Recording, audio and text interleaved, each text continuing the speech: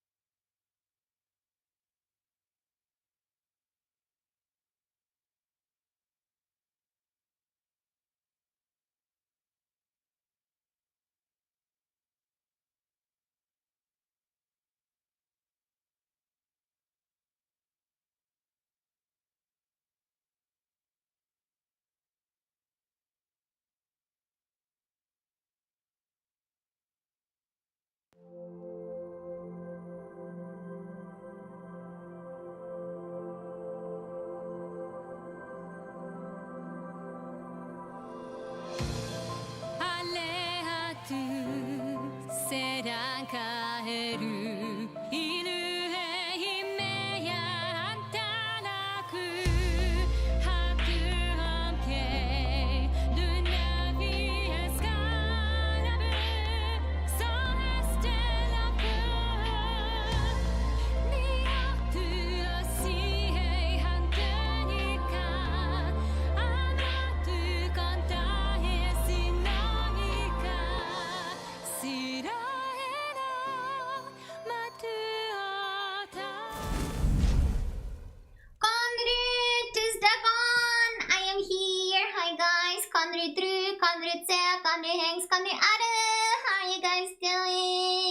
How's your Saturday? I'm still struggling with my 3D model doing what I wanted to do, but what else is new? What else is new? How are you guys doing? Did you have a nice Saturday? Hope you guys did.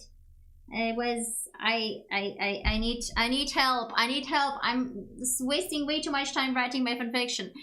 I've gotten better. Connor Genji! You're just Saturday. Why? What happened?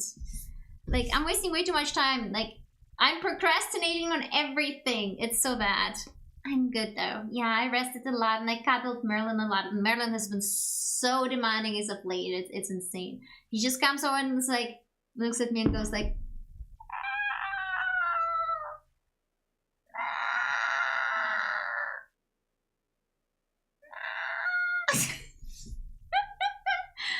Yeah, she's so cute, but it's just, oh god, why do you meow at me like that? Ah! Cuteness aggression. Maya. Yeah. How are you guys doing? Do tell what's the weirdest Saturday of the year. And sorry about yesterday, guys. Nah, it's got I've gone. I'm just normal gone. Yes. I petted him. And tomorrow when we do the watch along, I'll grab the kitty, and put him in my lap, and we'll be watching like that. Meaning I won't be typing much because I will be busy petting the fluffy belly. Arthur hasn't been much of a cuddler, but Merlin has been escalating. I made Eepy calico cats. She eat. Calico cats are cute too. A lot of cats are cute. Even the what you call them, Sphinx cats are also cute, especially when they have the underfur. So they have the weird curly underfur. You know, when they're bred in a more humane way, so that they are not entirely furless. Yeah, those are silly. They look very silly. But yeah, guys. Oh my god. Sorry about yesterday with me canceling the stream. I was done. It's Saturday, but doesn't feel like one. No, Gamba, Kenji, Gamba. And yeah. So aside from like basically yesterday, I came to work in the morning thinking, yeah, you know, I'll just evaluate the sequence and like, you know, take care of the device, that I leave it behind correctly, and then I arrive and see that my sequence failed. And I'm like, can I just pretend I didn't see that, close my laptop and go home and hide under the blanket?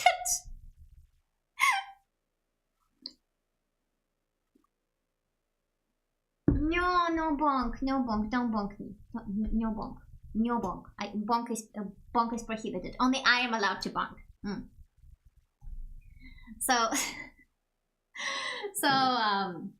yeah. Yeah, so I had to redo everything because it was, how do I put it? It was prepare fresh to anyone who ever worked in the lab for analytical stuff. When it says prepare fresh, yeah, you need to redo everything. And that was a lot of redoing stuff that you needed to really focus on. And I hope it worked. But that's, if it worked or not is a future me problem. First sassy. No sassiness. No sassy. No sassy. No sassy. No. And yeah. There was also another funny interaction that was with the lab team lead. Yeah, exactly. On the EP. Come Lucas. But by the way, Kenji, why doesn't it feel like one? Also, is this today tomorrow where we, is it tonight where we lose 1 hour of our time? Oh no. And basically originally the lab team lead was kind of cold towards me. And I remember there was like part of the interview where he asked me like, oh, like, so why are you so efficient in reviews? Have a good lyric, Drew. Come back. Socializing important. Yes.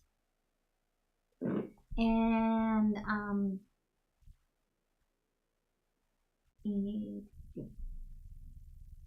I lost the thread. I lost the plot. No. Yeah, so he asked me, why were you so efficient in reviews? Because usually when somebody says that like they were a little bit better than everyone, the first suspicion is like, oh, you were cutting corners. And I was like, I can't exactly tell him the secret spice is neurodivergency. Because I didn't want to reveal myself as neurodivergent, because since it's just a job interview, like how do I know if these people react normal to like, how do people treat neurodivergent people in this company? Like, do I really want them to know right off the bat? And so I give, because honestly, this is basically what was happening. I would just pick things that are similar to review, either from the same project or for the same method, and just stack a bunch of papers on my desk, put on headphones, put on ASMR or something else, and just tune out the rest of the world and just hyper focus on that shit. Lock the fuck in. So the secret spice is neurodivergency. and yeah. But like yesterday, he was like, he stopped me like, do you have a brief moment of time? I was like, no, but sure. And then he was like, oh, could it be that you've gotten more calm? Yeah, I'm no longer scared that you guys are gonna drop me after the probation period. Yeah, I'm more calm about that. And I was like, oh, do you happen to have ADHD? I was like, yeah, did my actual chef Sassy Pika decided, no Sassy, Kandrianara, how's it going? And apparently I am obviously ADHD. I don't know, do you guys notice me being obviously ADHD? I never thought that I was obviously ADHD. Like, I do have lots of nervous energy that is Kandri freezing Cicada. Your probation period is just 18 months more. Holy shit, that's way too long. Is that shit even legal? I didn't really pay attention. Now, how do I put it? I feel like somebody should have noticed before if it was obvious. Like, not my parents, obviously, because my parents would ignore the shit out of it because, oh no, neurodivergency bad. You don't want that shit, even if it would help you. It's legal if Beamtenton. Oh shit. They said you were getting your diagnosis was very much of a this does not surprise me the slightest. I guess it is pretty much like that. I didn't see anything in the document, but I also didn't pay attention for the I guess it's because it's more obvious at the workplace where you have to focus and lock in, and also the stuff where I can't focus and can focus and apparently, actually, a colleague told me like she was gonna do my method of putting on headphones to lock the fuck in, because apparently it was impressive how I locked in a few days ago when I did the first preparation, because I completely forgot that we were supposed to go on a break together. Like we usually all go together on a coffee break together, but like the entire team. And and I forgot. And once I was done, I took my headphones off and I was like, oh, where the fuck is everyone? I was like, they went to take a break time. Oh, good that they don't try to get me. I don't think I have OCD. My apartment would be much cleaner if I had OCD. To be fair, I spend more time with neurodivergent people than typical, so I just gloss over a lot of things, probably. Apparently, the lab team lead also said like, oh, he's worked before with people with ADHD, so I guess that might have stuck him in. Hi, Lurka, Kandri, how's it going? I will ask him on Monday because I really wanted to get on the bus because it's the bus that took me directly to my home village. So yeah, that was the idea. And another bad thing happened. I had to get new headphones because my other Bluetooth headphones broke yesterday. For whatever reason, I arrived home and I took them out, and suddenly the connection between one of the ear was broken and didn't hold anymore. I was like, well, fuck, it's too late to go to a shop anymore. It's the postal bus. It's postal bus. I mean, there's buses everywhere in Switzerland. I don't know. I don't know what you're talking about. But yeah,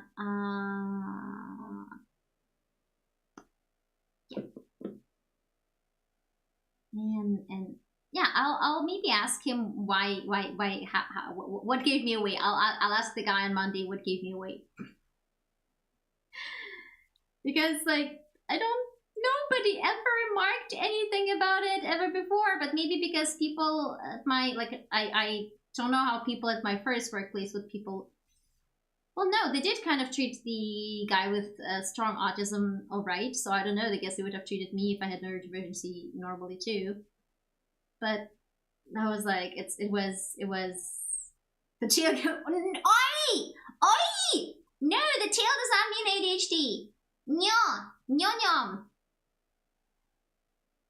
But I feel like either I worked with people who did not give a fuck, or just were so used to like like they didn't expect me to be neurodivergent. I guess because also over the time, people who are older, they probably still have also this image of what a neurodivergent person is, and there's like certain prejudice on what neurodivergent people are like. And for me, it was also like a while to like figure out that I was neurodivergent.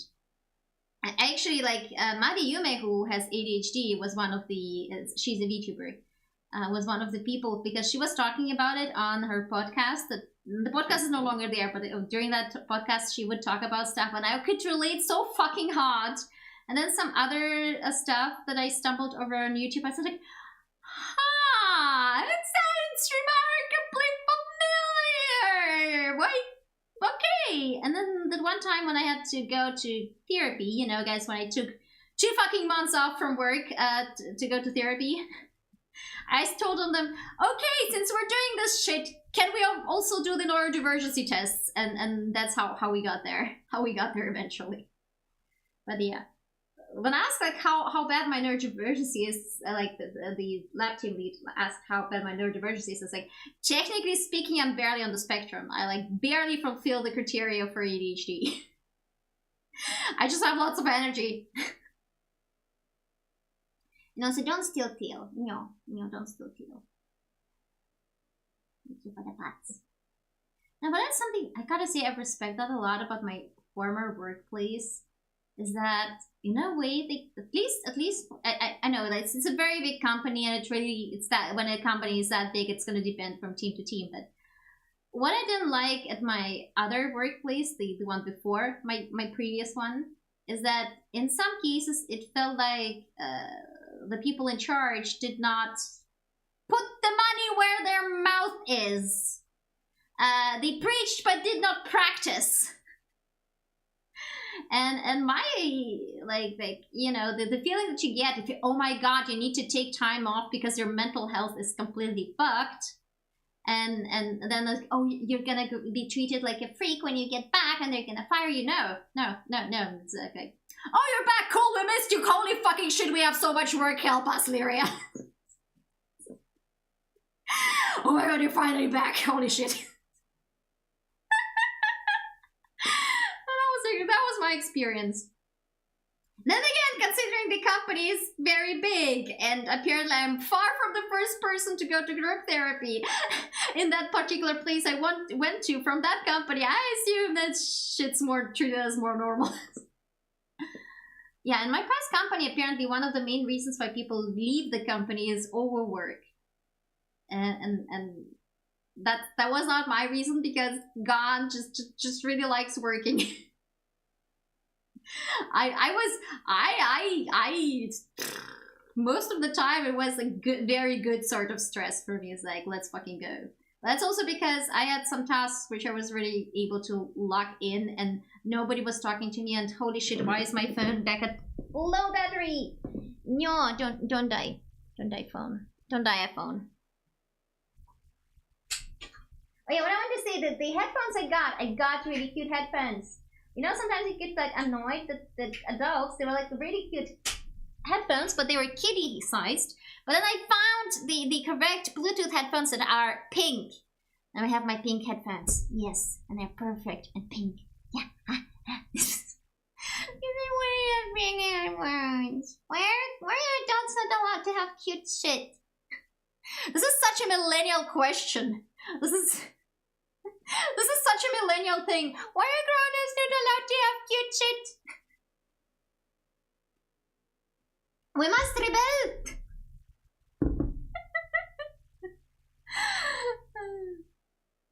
Yeah.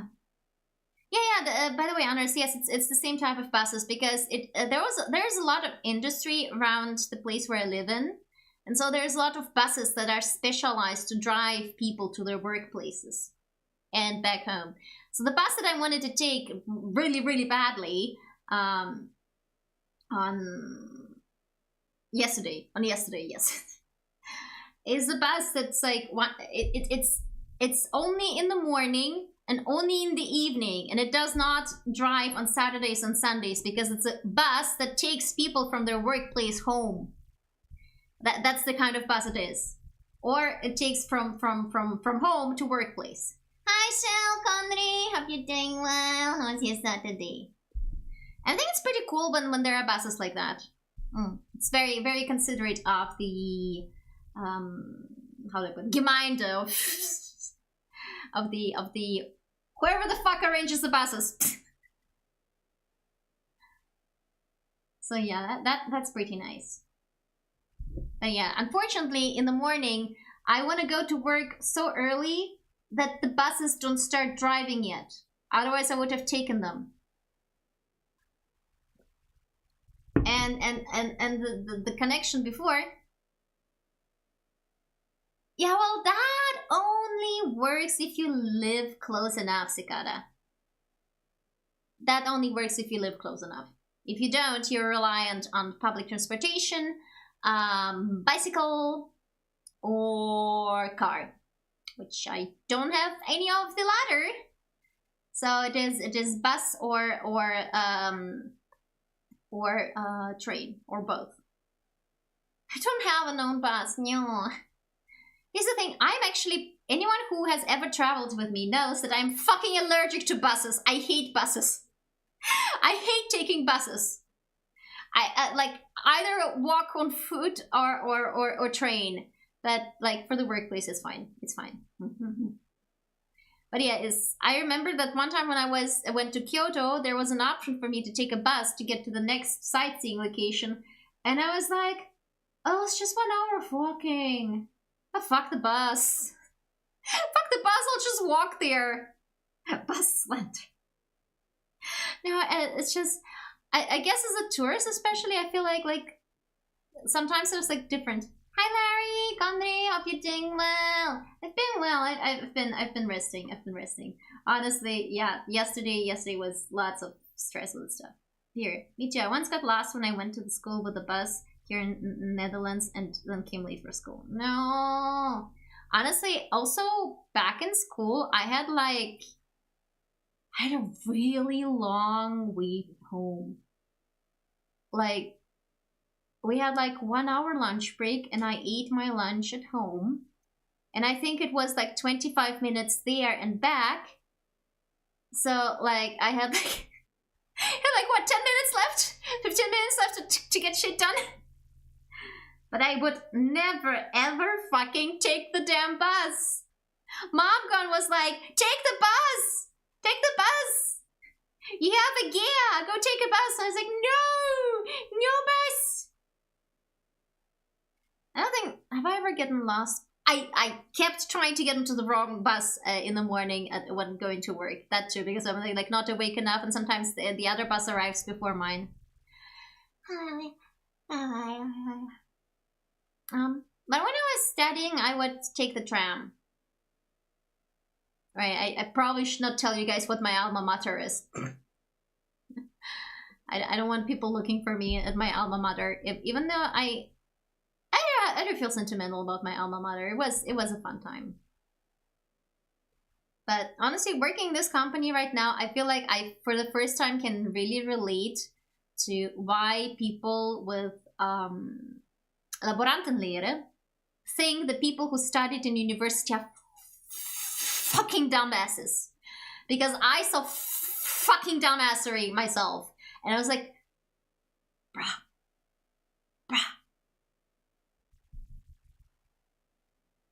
And it's so crazy to me because like hello, we're working under GMP. Would you consider following the shit? Like the shit that the company dictates, because that's you know how you know, safety and all that. Like if you wanna endanger yourself, go back to the university.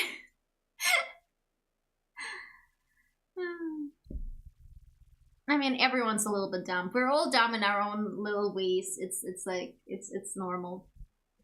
But you know, sometimes you like expect people working in the industry to at least not be dumb about the part that they're working in, but they're working on it. They're gun buying. They're gonna improve. It's gonna be better. It's gonna get better. I pinky promise. But yeah, for the first time, I'm starting to understand why there is some sort of rift. But at the same time, for me, It's like, since I am also from the university, I have a master's degree in chemistry. When I have questions about lab and practical parts, I sure as fuck am gonna trust somebody who had a laborantenlehre. Had like what do you call apprenticeship? Is that how you call it, apprenticeship in English? I'll trust somebody who went through the apprenticeship education system thing. Like, hey, I got a question. Is your model a 3D or 2D? It's a 3D model. This one is a 3D, but I also have an idle version as live 2D. Some parents like if they worked there for years, so got it. Well, no, I don't think that's an issue. I think this model is very obviously a 3D. And let me recommend, it's Artemis Guild who made the model, and the design was by Anemiel.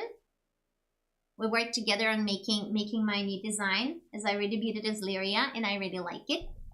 It's really cute, and my ears are bouncy. Yay! Bouncy ears, bouncy tail. And this is what the model looks like. Cool.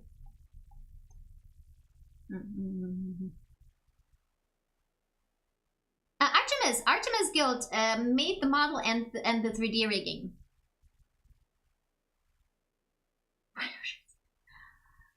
So because this is like a dragon, and it's like there's like divine thing, we had this entire discussion that like being barefoot is like more connected to nature and to natural forces and all that jazz. So the design became barefoot. Sorry, I don't have any tracking for below my piece. We're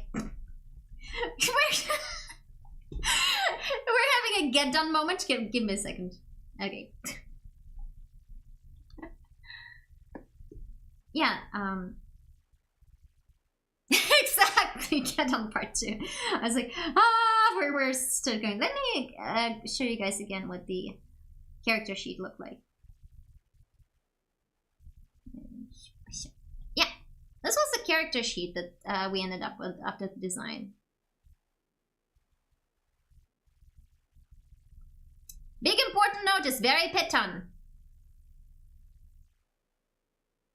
I don't have an age. I am ancient. That is all you guys are gonna get. Very ancient. And I remember I submitted this to review to somebody, and they really praised the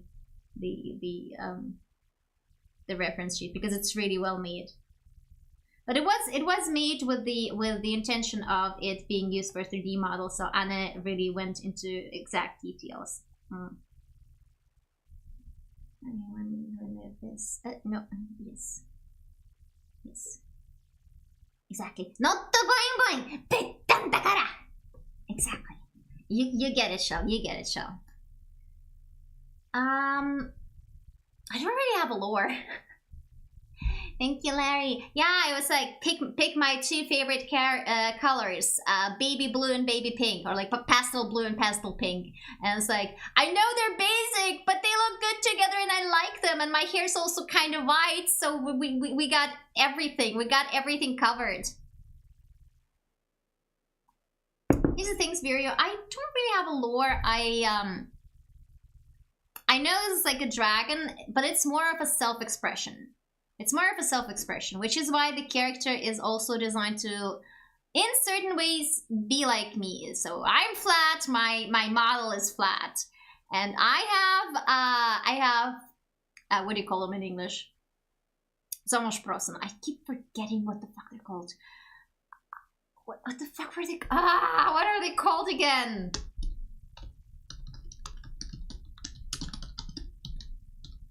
I swear to God. Freckles!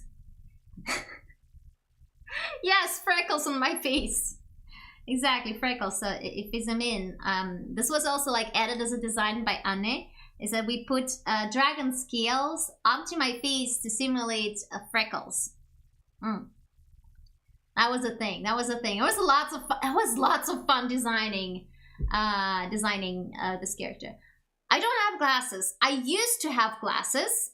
But last year I had eye laser surgery. Remember, I told you guys all about it because it was really interesting to like the entire process where you can look up how it's treated. And I had to postpone any streams for quite a bit because I couldn't see shit. See, there's like two common procedures. The newer one is the one where they cut like a part of the eye open. They like flip it on the other side, and then they laser there and put it back in, and then it heals, and you can see again, like full correction, see completely again after one fucking day. And then there's the traditional one where they basically because Juanhout, what do you call Juanhout in English? God, give me a second. I need to look this. Pardon me.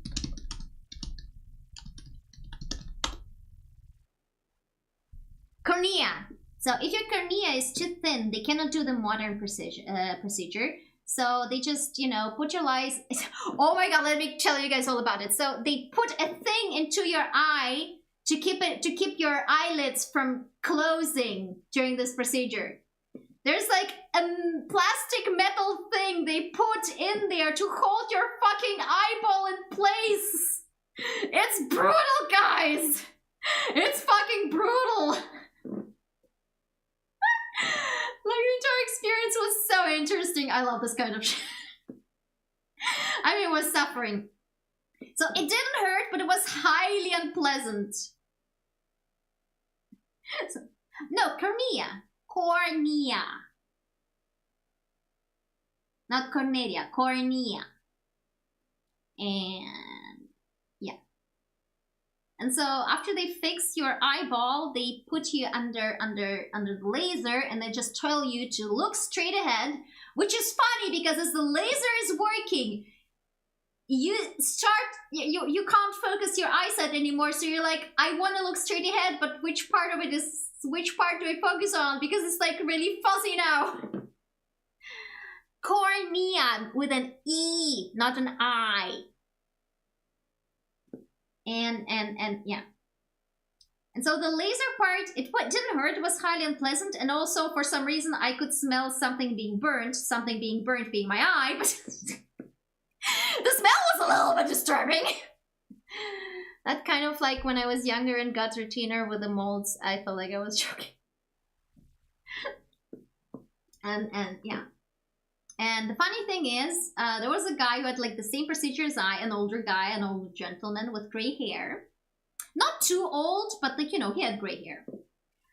And he like sat down for 20 fucking minutes, and then he left together with his wife. And I was there for 1 fucking hour longer, not being able to open my eyes, sitting in the dark because everything was too much. And my body was really protesting at everything. If I had to compare it, like the first time I had one of my wisdom teeth pulled, like it was really it was very comparable because the body was really protesting. The body felt violated. It's like this is too much. This is too much. Really, I see. That's happens. A friend of mine had gotten a gray highlight in her hair in her 20s, so mainly due to stress. But I think it looks really cool on her. So yeah, and then I had to call Momgon to come pick me up at a different train station. I basically somehow managed to walk my ass to the train station to take the train back to switch the train later on. Had Momgon was funny. She was like, Momgon, can you guide me to my next platform because there's lots of people there and I can't look up. And she was like, oh yeah, sure, but let's stop by this clothes store. They have a sale. And then she just leaves me at the fucking entryway to go through clothes. And I was just like, what is this fuckery?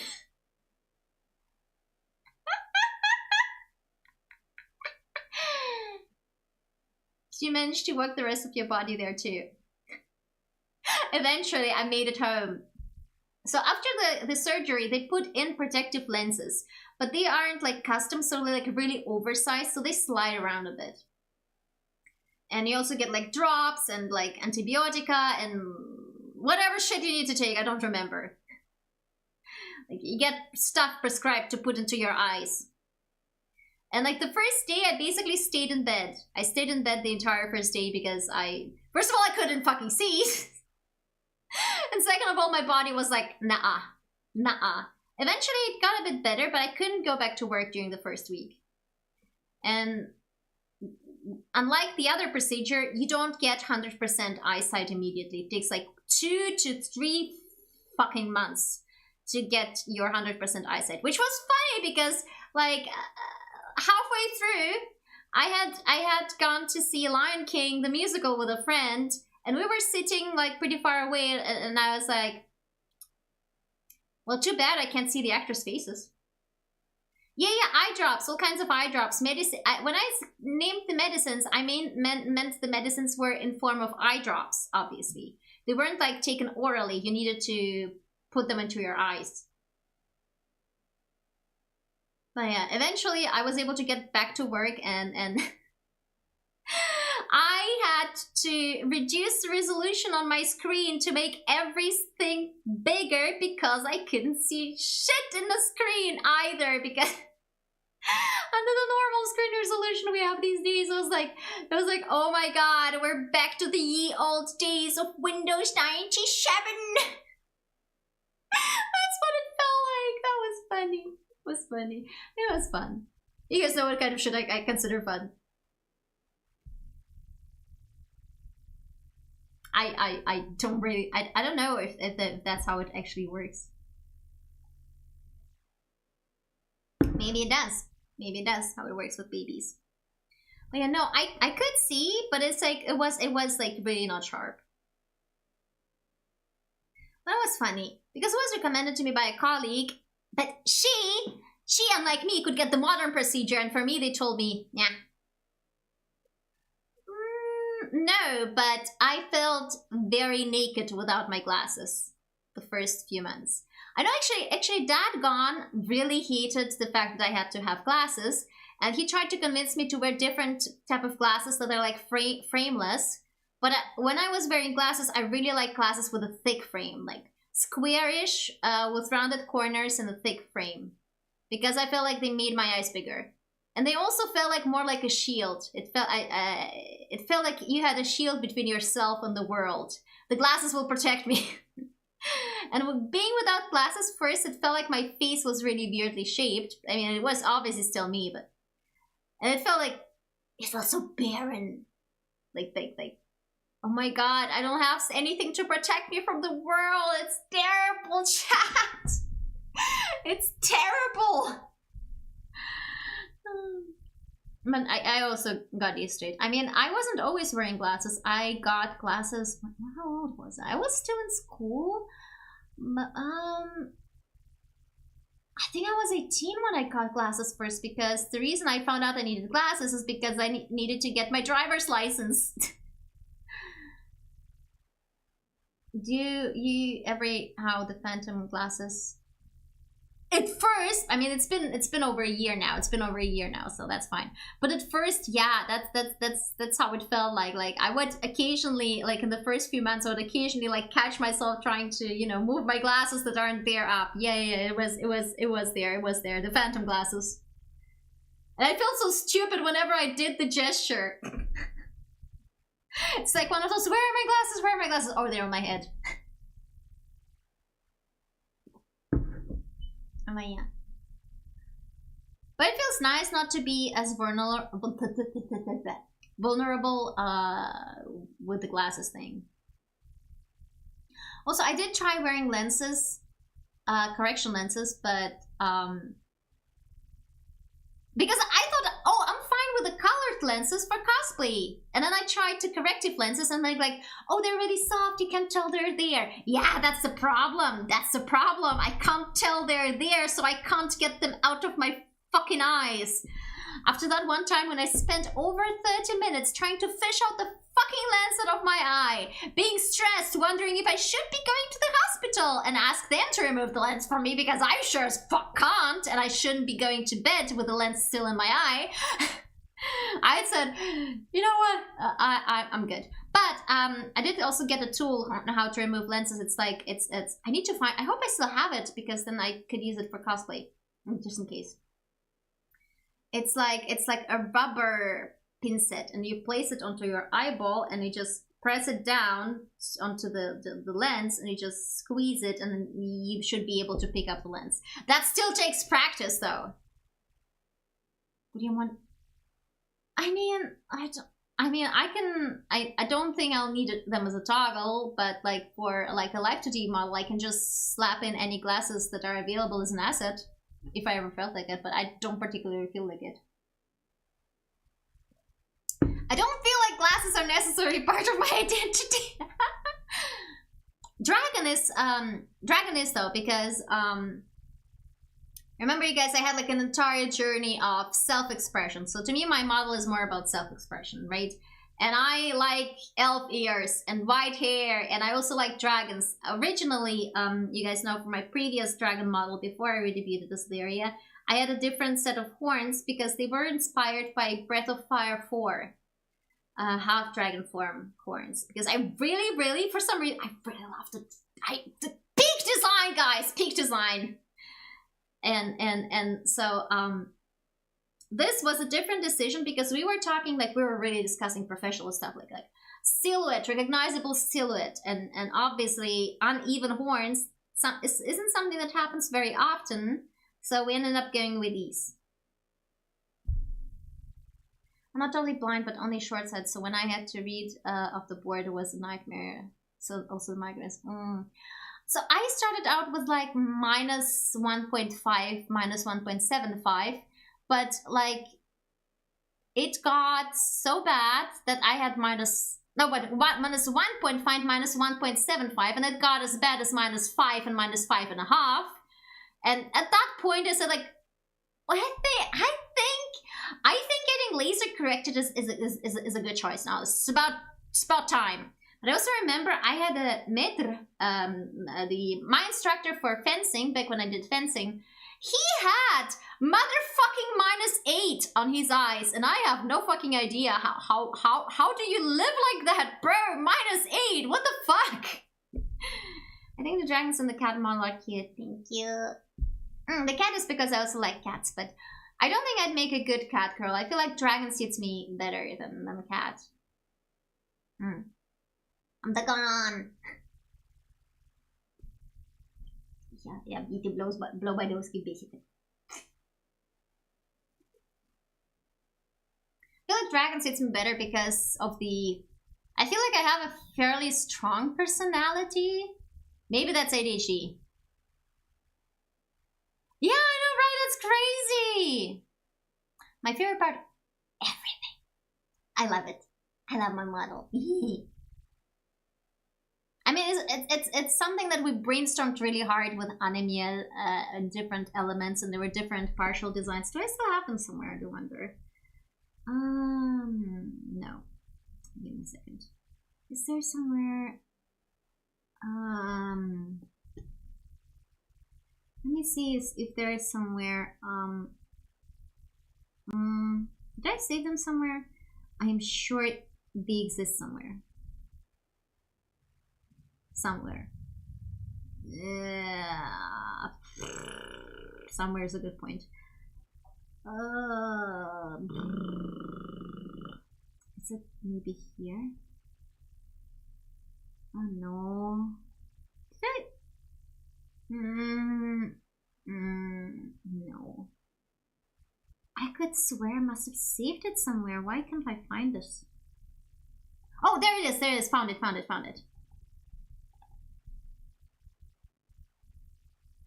No, I actually don't have most of them. Damn it, I didn't save them. I need to look for them. But I have right, there was, I can show you guys the first draft. I have the first draft saved. It's really funny. My right eye is lazy and my left was overworking. When I got glasses, my left became lazy. Ooh. But I hope it's more balanced out. So this was the very first draft, and this is what we eventually ended up with. I didn't like the too heavy horns. And while I did like the socks, I felt like socks without shoes would be kind of icky because, you know, wet socks are fucking disgusting. But then we kept this part. You guys noticed for some reason, it's the baby photo. For some reason, I have a lot of designs that feature this kind of cut in particular. You remember my previous model had the same cut as far as this part is concerned. And obviously I like white dresses, and then we kind of went more for like musical theme with more nature stuff, and this is kind of like soft and feathery, and there's like the huge ass tail. And then there was also discussion of like balancing colors out, and I wanted to have long hair and because long white hair, like come on guys. Come on guys. You guys know I love Amelia. You guys know I'm the basic Tumblr. I love the basic Tumblr girl aesthetic of a silver-haired elf with purple eyes, except I don't like purple eyes on myself. That was another thing. I tried for a while to get used to the idea of having purple eyes on my design. It just doesn't work for me. So we left with the yellow eyes and pink hair. And then in order to counterbalance the white dress, we came up with the idea of adding color, or in this case gradient, to the inside of the hair. Bendy and the Dark Revival. I don't know about that one actually. Originally, I didn't think that the asymmetrical horns would end up like this when Anne said that it's a great idea, because we were discussing the Breath of Fire half dragon form designs, and Breath of Fire fans would hate me because the games I played from Breath of Fire are 4, which I think they still accept, and 5, which I think they all hate. But in Breath of Fire 4, they had a character, an NPC, who had the same type of horns. They go like from behind the ears upwards like a diadem, except they were asymmetrical. One horn was a bit longer and going to the like middle of the head in the front, and the other one was like ending like around here. You guys could totally tell what the fuck I'm showing you. And that's what I thought what anime meant when they said like, oh yeah, right, asymmetrical horns, that's so creative. And then they brought these, and I was like, ha, it's not what I expected, but it still looks good. My instance, I don't know, it's like a character from Blue Archive. I honestly don't play gacha, so like maybe I don't know. We had like lots of inspirations. I bombarded Anna with lots of inspirations, but it's like, you guys know, I love white hair, I love dragons, I love elf ears, and I love white dresses. Unfortunately, white on white on white doesn't really work that well design-wise, so we added the rest of my favorite colors.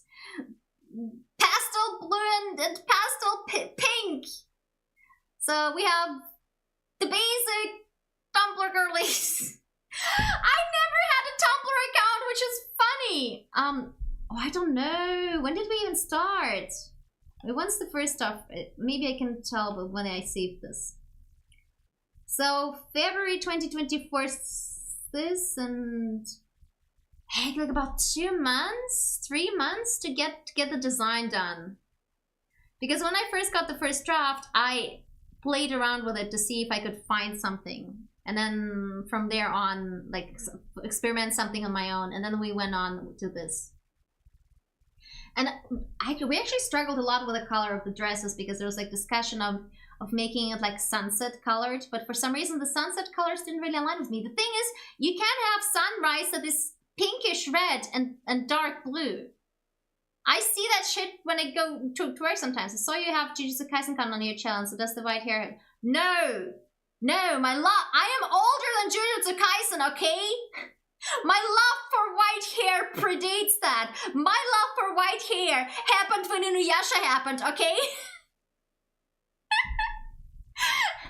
We're talking different generations here. I'm old. I say my VTuber model is ancient because I'm ancient. This is not specified.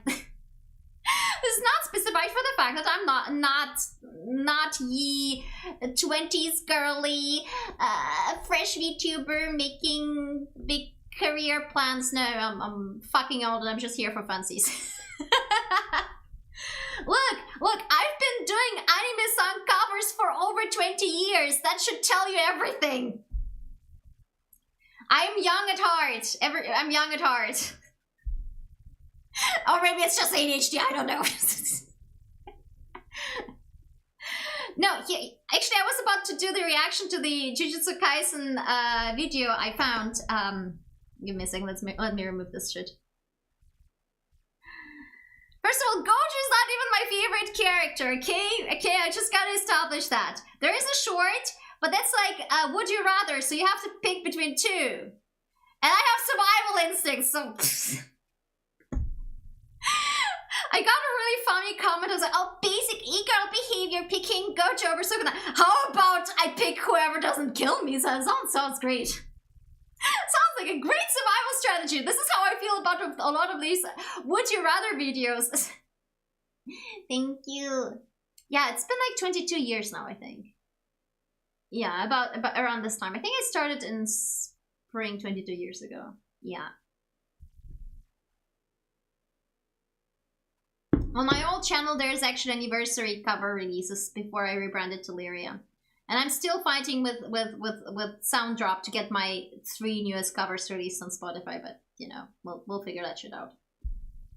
But yeah, just for your information, I sometimes I get the feelings that I sometimes get new chatters that come in and expect me to be like this college girl, 20-something, which is not wrong, it's perfectly valid, but like sometimes I feel like they treat me in a strange way and I'm like, I think I might be old enough to... No, I'm not old enough to be your mother. Not yet.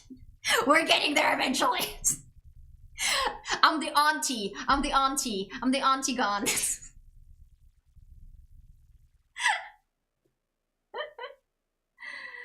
But yeah, there's some other things like when people hear me, I've been doing this for so long. This is a bit of a complex for me. It's like, oh, you've been doing content creation for so long. Here's the thing. I wasn't doing content with the mentality of content creation. I was content dumping onto the internet since 2003. That's not the same fucking thing as content creation. Because you create content for people to see, and I was just putting it out there. If somebody saw that, that was great. And I honestly... I've been taking a break from that mentality, and I've been, honestly, this entire thing has been an experiment with YouTube, because I started streaming on Twitch, because I didn't really get into VTubing through HoloLive. I did stumble upon Suichan, and Suichan was one of the inspirations to get into VTubing.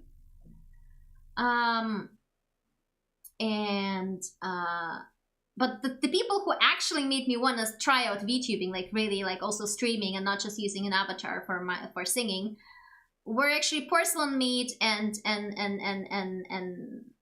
fuck my I forgot. Give me a second. Juniper! That's the name I'm looking for. Porcelain Meat and Juniper. For some reason I was thinking the moth VTuber. Yes, Yuzu. No, Juniper. Because I thought they were really cool, and they were the ones actually like, I was like, oh, I'm not interested in corpo. But for a while I felt like I was made to feel by some people that I need to be interested in corpo VTubers because it's the way to do things, and right now I'm just being my chaotic gremlin self. I was thinking you were around 27, like maybe 29. For legal reasons, I will not elaborate how close or how far off you are. Suffice to say, I am an adult working an adult job and worrying about taxes. I still need to submit mine. Cheers. I am not the type of person who necessarily feels like I need to meet my idols. I mean, in some cases it would be cool to look at, you know, get something signed by them, but here's the thing, I don't feel like I need to be friends with people I admire. because I admire them and it's fine for me to admire them from afar. This is the same as with idols. See, I had spent like 10 years of my life on AKB48. And it would weird some people who would like, it would weird me out when people would like, oh, I want to be friends with my Oshi. And it's like, bruh, what? Because with idols, and similarly with content creators, because it's not that different, bro. It's like, you do have a certain persona you present yourself. And when you get to learn people, like, even if you don't particularly try to present a persona, we all have that, what do you call them again? Honne, and what's the other one? The one that's the opposite? The one, heck my life.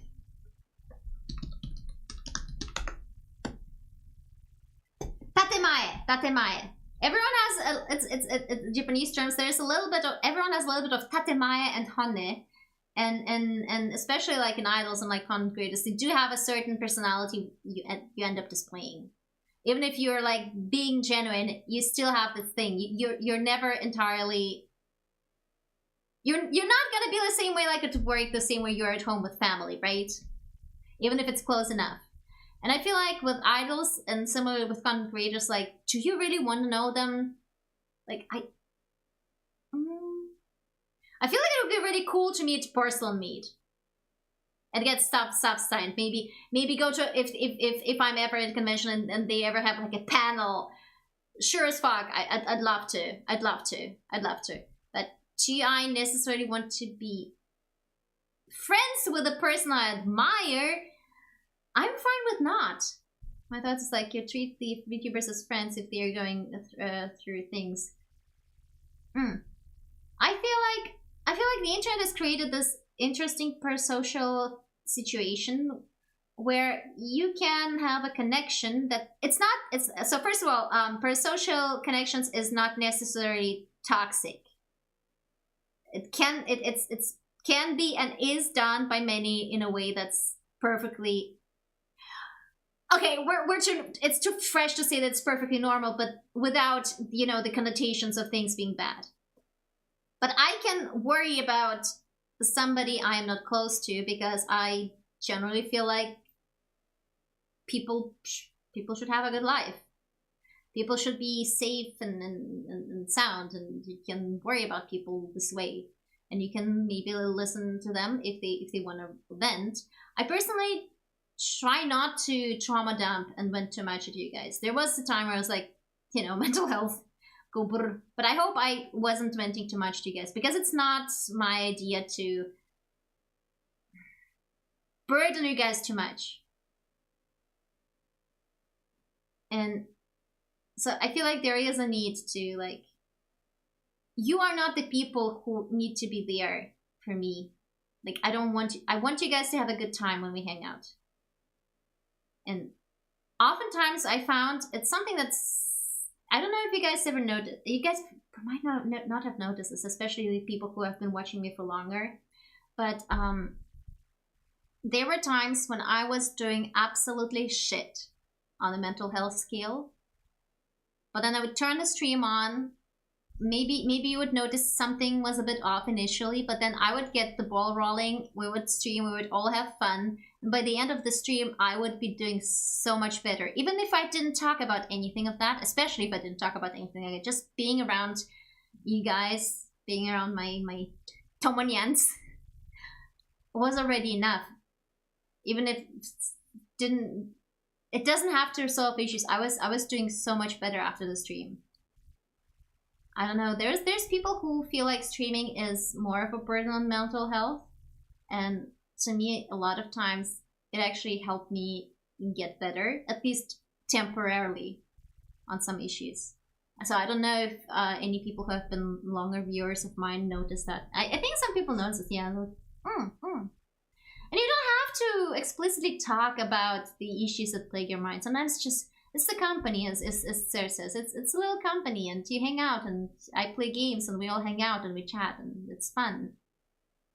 And I feel like, especially because it doesn't involve anything like trauma dumping or anything like that, it's that type of parasociality doesn't mean it's a bad thing in my personal opinion. Because at the end of the day, nobody gets the short end of the stick. Incidentally, talking about singing, Nightbot, thank you. Also, incidentally, be warned, Nightbot bonks people aggressively. It's good for some people. I know you work, but for some people who don't go out much talking, reading the chat might bring up their day. Oh. Hi, Footsie! Yeah. But I mean, I'm also not the most social person. I don't really like social events a lot of times. Sometimes I get bored, which feels really rude.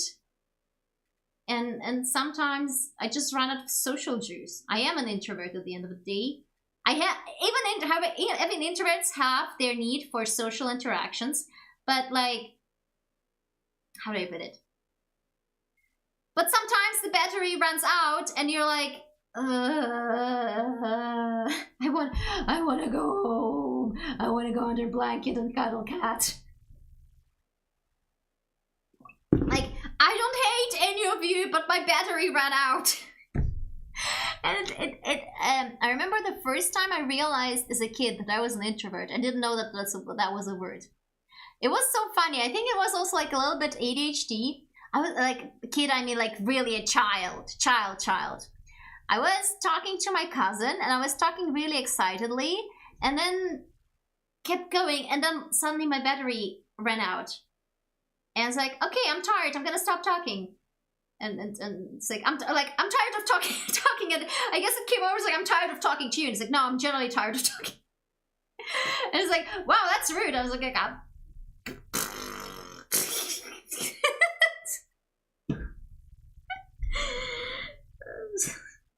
it was confusing being a child. I think it's confusing being a human being in general. I know, I don't hate you, sir. I don't hate you guys. But yeah, that was a funny moment. It's funny that I remember it now. Because I was really like yapping, and I was like, whoop. Like,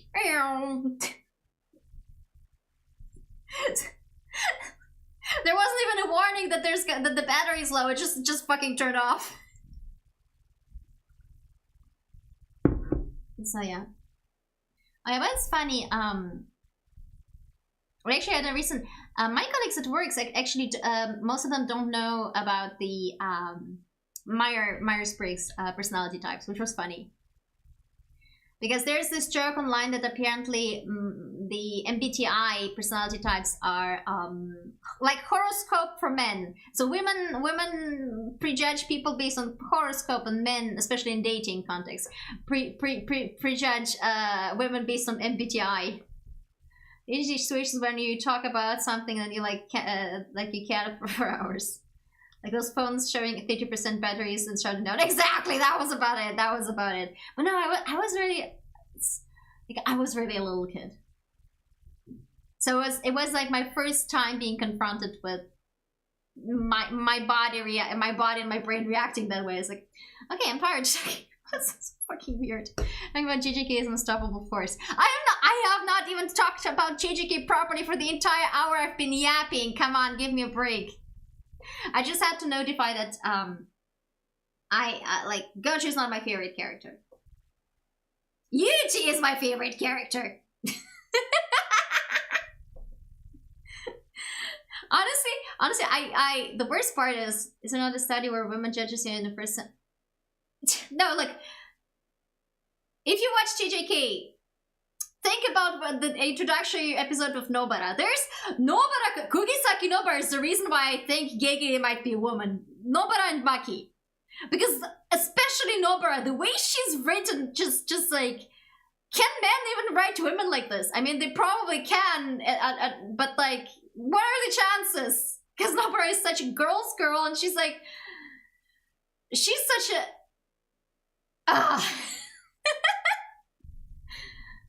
It's hard to put into words. Especially during the Kyoto event where she's like, I love the Miko's strong and I love the Miko's beautiful. Fuck you. I love her. I love Nobara so much. How is your fanfiction going? To anyone who's not on Discord, to my Twitch subscribers and the coffee members, I posted my first fanfiction chapter, the rewrite, into the chats for people to read. I have not heard much feedback from Tomonyans. My mods have told me it's okay. I wrote half of chapter 3. Chapter 2 is cringe. I don't feel like posting it. But the first half of chapter 3, I'm actually proud of how the first half of chapter 3 was written. Because I was able to write it in a way that I wanted it to be and convey, I feel like, the emotions and the vibes that I wanted to. It's cringe. So here's the thing. It's like, it's a little bit of prejudice, considering I myself read self-insert fanfiction. So clearly, I am totally not the right person to judge because I consume this kind of content. But from the olden days of not this this decade, not this decade, maybe not the past decade either, the image of self-insert fanfiction was really poor. They were cringe. They were poor quality. It was before people started writing really good shit with it. And so when I joke about the stuff, like my fanfiction is cringe and it's trash tier, it comes from that prejudice that anything that is self-insert is cringe and trash. Because a lot of it was... It doesn't mean it shouldn't exist, because it's obviously somebody letting out their, like, creativity in a way. But that was the kind of image that existed there. You get past the cringe feel after you get out all of your spaghetti sweats. Remember a really long time ago I made Simpsons comic and showed it at school. Look, what we did as teenagers and as children just doesn't fucking count. You were exploring. So guys, I'm gonna confess something. I am considering putting this fanfiction on online under anonymous, so that nobody can know it's me. And you guys are prohibited from looking for it. It just occurred to me that on Archive of Our Own, you can post anonymously, and I was like,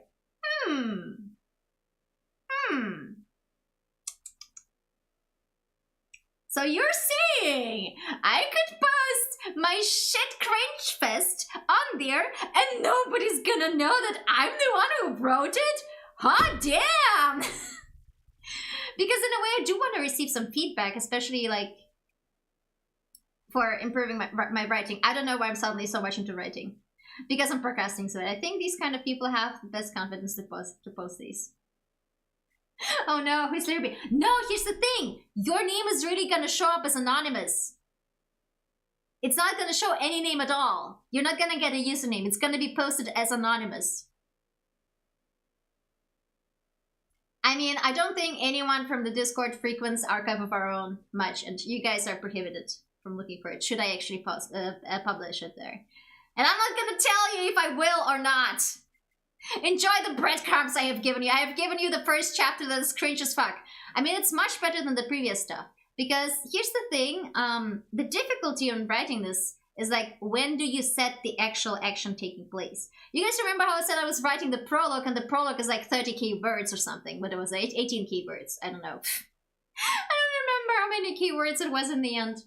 And that was because I don't have experience writing shit. And I needed to figure out characterization. The reason why I didn't like my original write-up is because I felt like the characterization was all over the place for the self-insert. Which now became a self-insert original character more than an actual self-insert. And because I took the time to rewrite and rework stuff and to make things make more sense, I feel like I was able to keep the character more consistent. I mean, the people who have received chapter 2 and chapter 3 can tell me if it's like all over the place, but even I myself notice sometimes I like when I did the rewrite of the prologue, which is basically the character study thing, I sometimes would notice things the way the character would react and other characters would react, like, oh, so this is happening inside of their brain. So this is how they process things. And this reaction makes sense because their experience up until now was like this and this. You know, people's reactions depend on their personality and what kind of experiences they have made and up until then in life.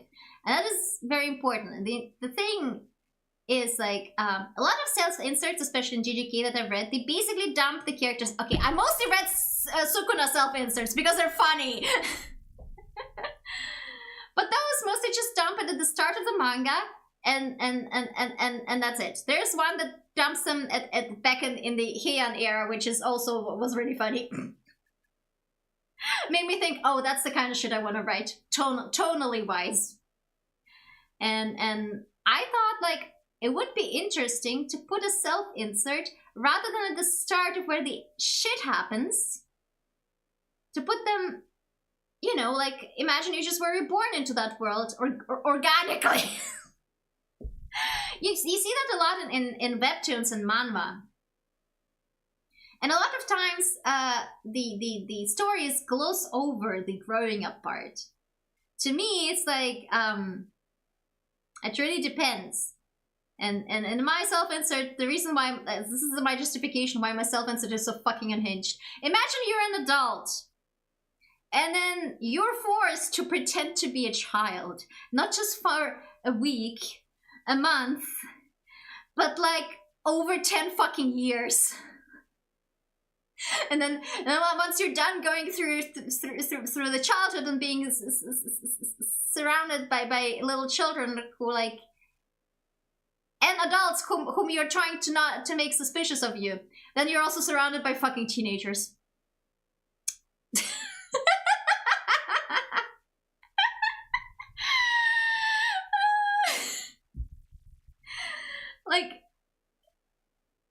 Like the sheer way you're gonna be understimulated on an intellectual level. The fact that you won't have anyone you can talk about your experience. Nobody to consider your peer, because grown-ups are not gonna treat you as their peer, and the children are at an intellectual level not your peers. That's gotta be a level of torment. That's gotta be a new level of hell, in my opinion. Which is how I also started figuring out certain behaviors of the SI self-insert OC that I created.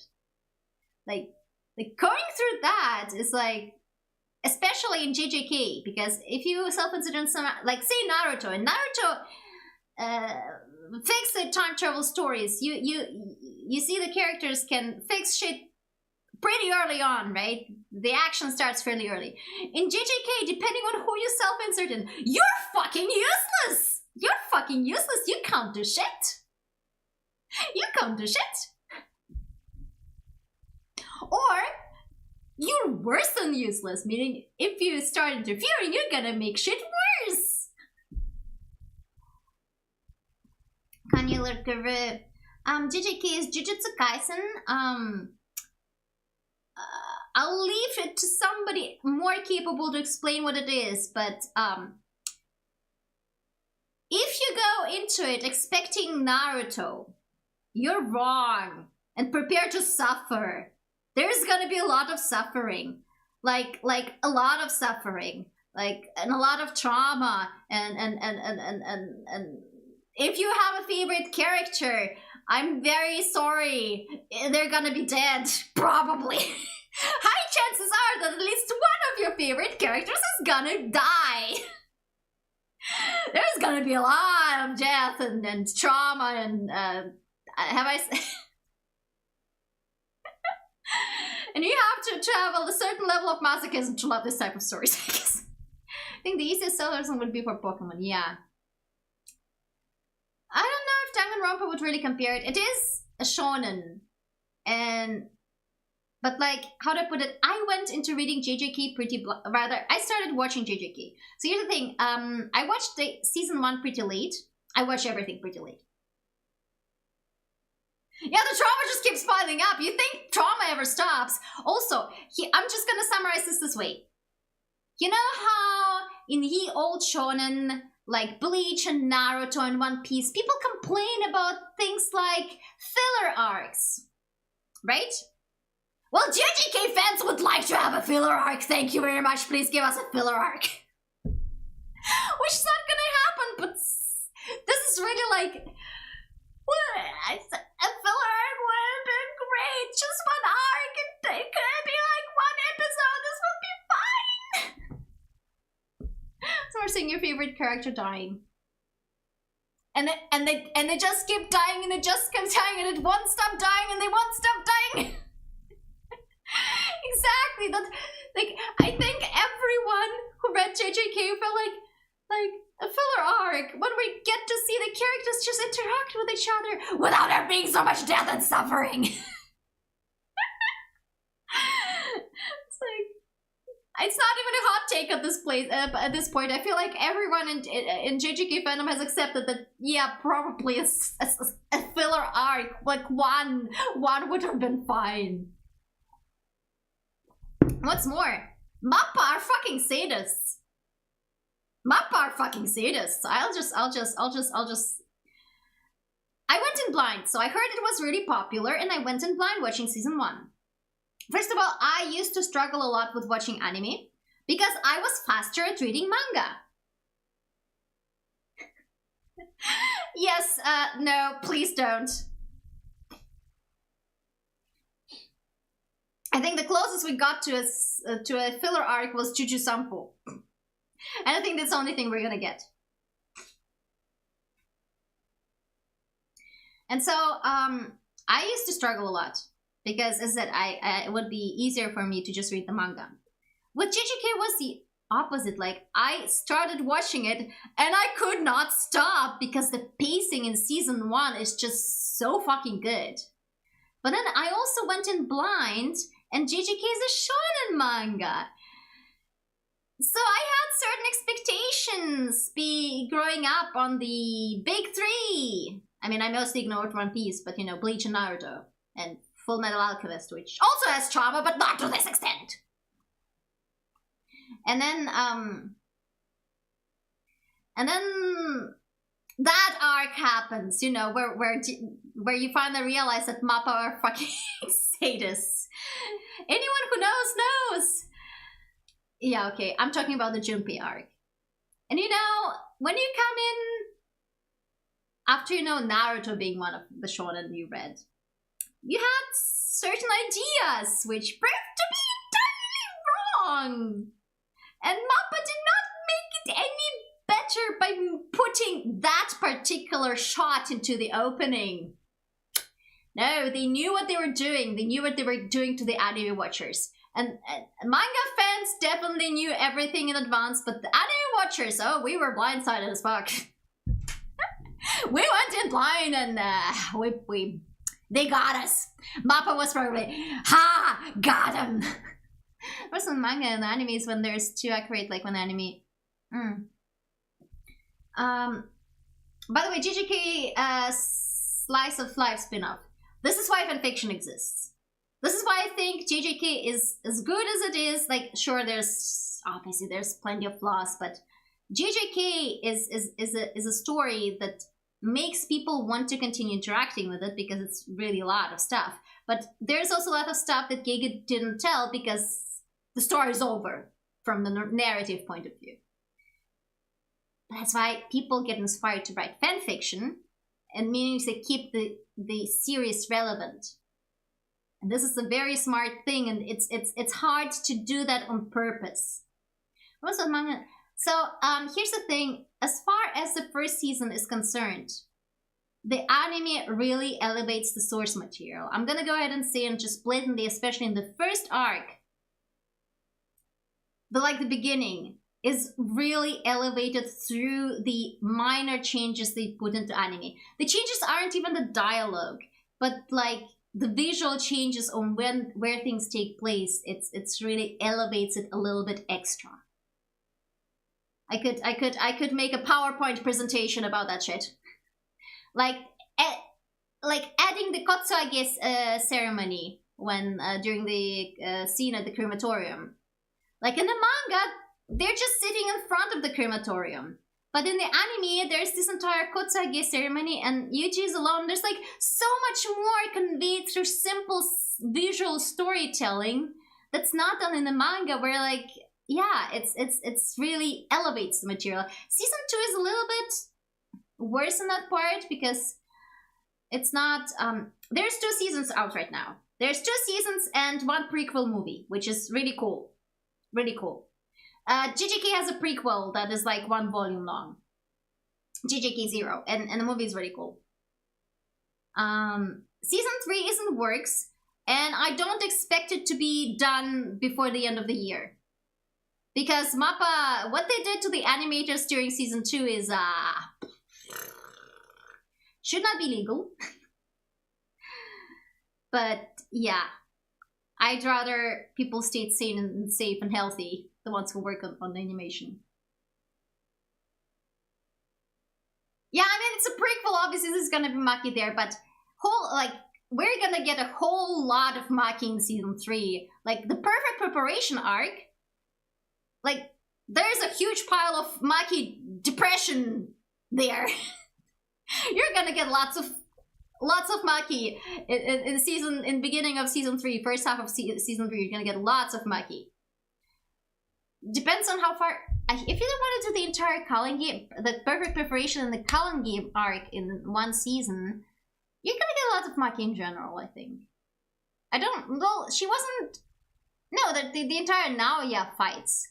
Like, she had the preparation arc Naoya fight, and she had done in the Culling games the Naoya fight. Fart. So you're gonna get lots of Maki. You're gonna get lots of Maki and Maki depression. Especially Maki depression in the beginning, because it's not like the series wasn't depressive enough. Unfortunately, I, as a Yuji fan, am not gonna get much Yuji, but Higuruma fight is gonna make everything worth it. It's gonna be worth it. Because I know people see like it was a really bad arc. Let's see how MAPPA tries to elevate the arc, because they've been trying to do that for everything in the anime. And one of the worst part of Culling game is like how everything fits together. And the individual fights are fucking peak. Honestly, the Maki thing was really cool. The one in the perfect preparation arc, and in the Culling games, it's not exactly my favorite fight, but like the Higuruma one, chef's kiss. The one with Megumi, that was also really great. Yeah, and then Hakari's, yeah, it was kind of felt a bit weird, especially the first one. But with Kashima is pretty cool too. And then the entire, we're gonna get so much Yuta, guys. We're gonna get so much Yuta. Yuta glazers are gonna come out of the bushes and they're gonna bush camp the shit out of the anime like Yuta bush camped Kenjaku. Look, I am prejudiced. I'm prejudiced as fuck. Higuruma and Yuji. I am very prejudiced. Because it was such an emotional thing for both characters. It was like, ah! And also Yuji's my favorite character, so. Yeah. Enough said. Oh my god, I've been yapping for almost 1.5 hours. This is so bad. This was supposed to be a Dynasty Warriors stream, and we still have GGK videos to react to. Because one video really made the point that I've been trying to make in the shorts and in the other reaction videos. Yeah, there's a lot of there are so many good fights. Gege is really good at fights. I mean, people will argue about the Shinjuku Showdown, but honestly, considering Gege's health has been pretty bad, it's like, let the person take a break.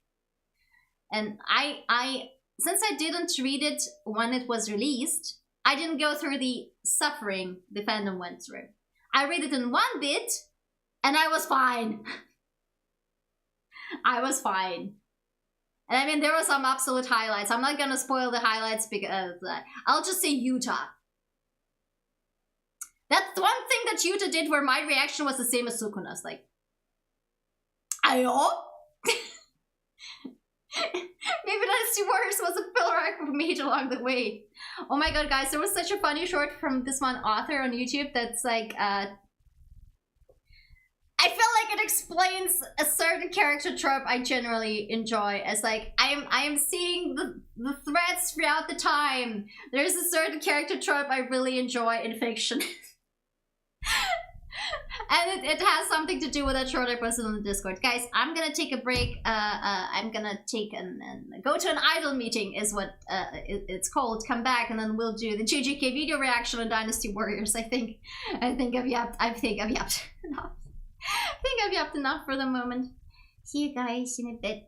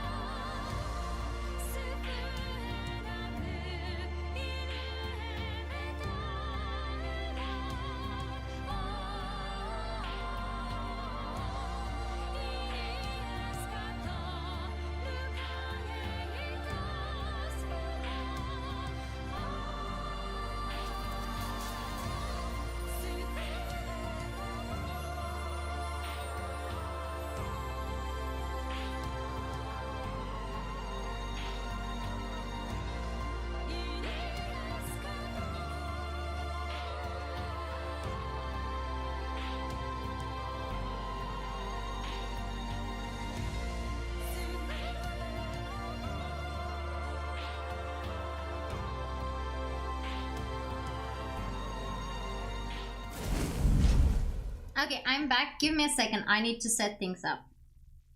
Let's make this thing full screen. We'll go here. Now it's full screen. Okay. Let's go to DC face. Okay. Yeah, I can be a bit bigger gun. I'm gonna poke you with my horns. Get poked. Alright, and this is the video I wanted to react to. I found it and I started watching it. It's titled What Your Jujutsu Kaisen Crush Says About It, Husbando Edition. We can look at the female cast as well later, but like one made me really go like, I'm so glad they called this shit out. Are you guys ready? Are you ready? Ready, ready. Ready, ready, ready. Are you ready, ready, ready, ready, ready, ready, ready? Wee. Let's go. What your Jujutsu Kaisen crush says about you, Gojo. You refer to him as your blue eyes, white hair princess. Or worse, refer to Gojo as their baby girl. He's a man-child. You think infinity is a reliable method of birth control. Why is that You're in a even love a thing? triangle Why is that even a thing? with Gojo, yourself, and Gojo. You're in love with a man-child. You want to wear his blindfold while he... Hello, Yuji. You love a guy... Wait, did you just skip something? Wait, give a second. with a man-child. You want to wear his blindfold while he... Hello, Yuji. You love a... What? What? Sir Exodia. Okay, this is where I get called out. guy with golden retriever energy. You value a strong emotional connection. Yes. There's a good chance you're tall with a big No. booty. You support... No, I'm not tall and I don't have a big booty. I'm average sized. I'm average sized for my ethnicity group. Slightly a little bit below average, but plenty average sized. People tell me I'm short, but I'm not. But yeah, my canon height is, my VTuber model height is the same as my IRL height, which is 1.63 meters. That's the Gon height. Irish 6 Where are you from? Fucking Netherlands, Larry. I'm from a country where women are slightly a little bit less tall on average. Okay. Good chance you're tall with a big booty. You support your man in his fight against his inner demons. Or you secretly have a crush on his inner demon, Sukuna. You have terrible survival. This is what I've been calling out this entire time! About any like... Wait. Let it be seen by everyone so the chat doesn't overshadow it. You have terrible survival instinct, and this is what I've been saying, and I'm so glad this video calls it out. Oh my god. This is the whole reason why I wanted to watch this video with you guys. This is like approximately where I stopped and said, okay, we're watching this on stream now. Because this is so fucking true. Shell, please clip this. I'm gonna put this as a reply to everyone who has been, like, even on TikTok when I posted the other video about the Gojo and Sukuna thing, I was like, I had very logical reasons why I made that choice, and that's called survival instincts. No, this is not fixable. One of the things you learn when you read Jujutsu Kaisen is that the villains are not fixable. You can't fix them. They're not redeemable. They're not. And that was, as a shonen manga reader, that was a novelty for me when I started into Jujutsu Kaisen. Especially the thing with the Junpei arc, is that laughing scene is when it really hit me. Oh, there's now a redemption arc, huh? There's not gonna be a redemption arc. I see how it is. And that was really, as a classical shonen reader, you suddenly, like, classical, my ass, to the early 2000s. You always get the impression, oh yeah, there's some villains who are like bad guys, but like they have tragic backstory, like bullshit, and no, they're just bad guys. They're just there's nothing redeemable. Okay? Okay? And that was a shock, like a slight shock for me. That was like, huh. So you guys been warned. You're not getting redemption arc for any of the baddies here. At most, like for a certain someone, you might get an explanation. If you watch the Jujutsu Kaisen movie, Jujutsu Kaisen 0, you might get an explanation. But redemption? Thank you. But yeah, this is what I've been talking about. Like, you have terrible survival instincts. And don't start me on people who simp for Mahito. I am terrified finding this section here because, like, yeah. I'm terrified of finding what they're gonna say about that, but yeah. Instincts. You melt at the sound of his voice. The voice actor though, okay? You can't fix him! Face tattoos are not a deterrent. You know he's a red No flag. regrets! Face tattoos.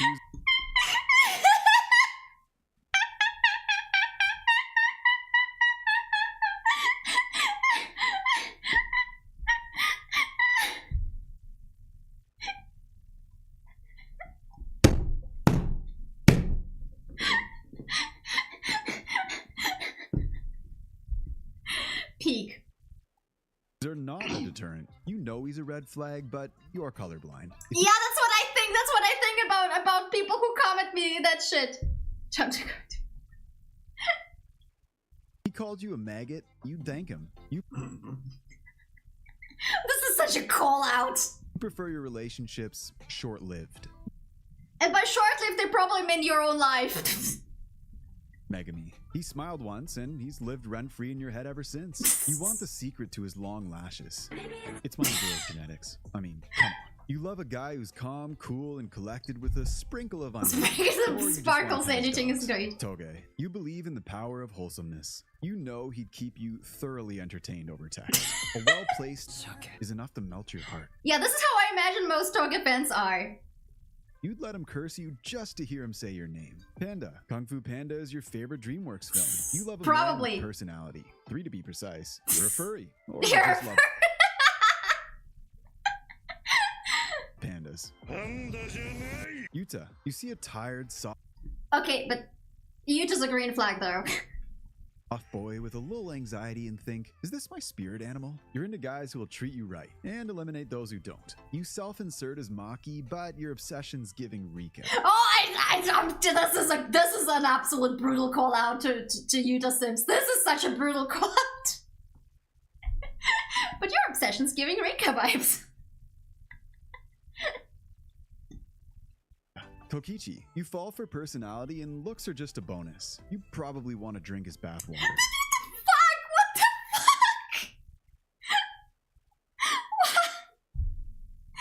fuck? You cried in Jesus season Christ. 2. Noritoshi, you love a mama's boy. You often say, no, not that Noritoshi Kamo. You want to marry into a family with status. Oh damn. Okay, big call out. Honestly, I hope they improve his fight part because I feel like Giga really gave him lots of nothing.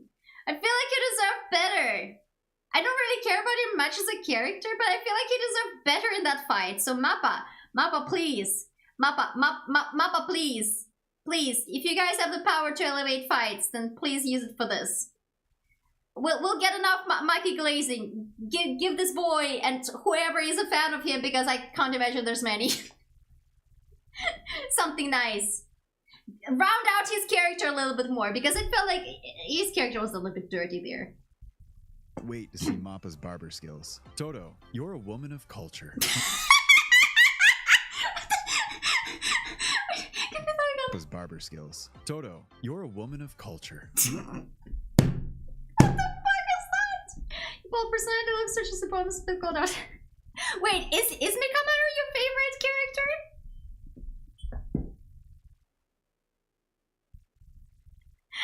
I love it, like a lot of people call Toto like autistic. And they might not be wrong. And also schizophrenic, they also might not be wrong.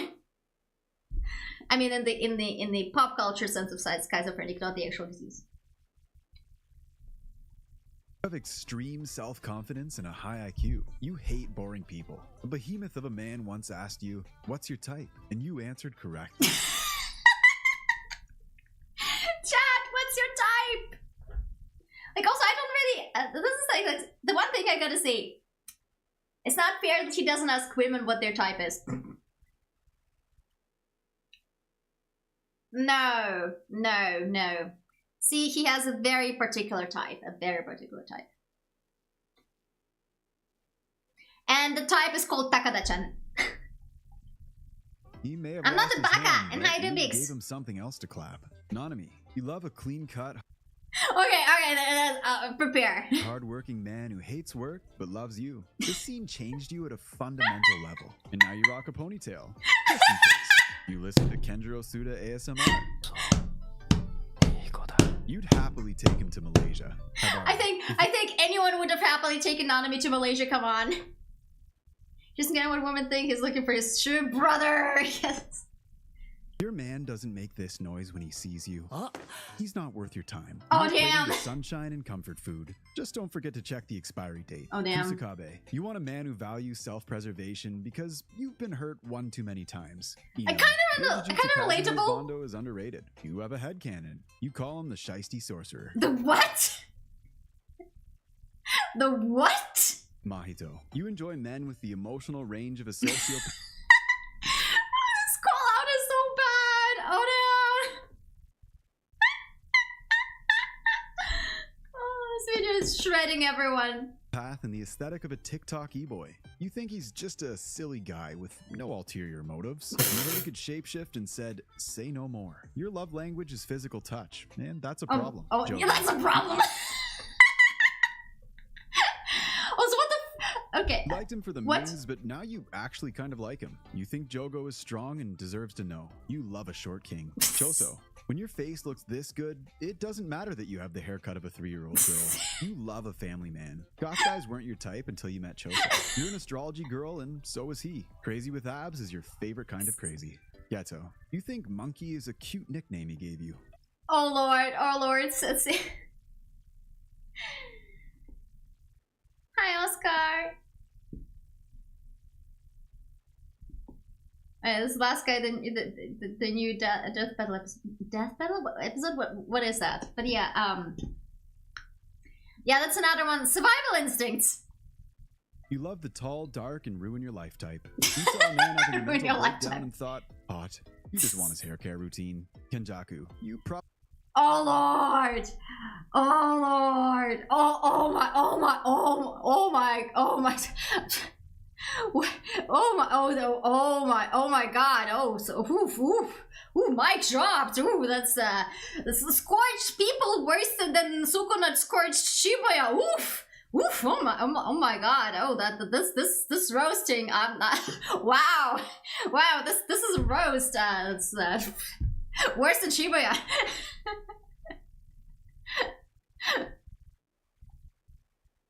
Yes, they deserve praise. They deserve a raise indeed. loved Ghetto for his body. You're attracted to brainy guys. Oh lord! Oh damn!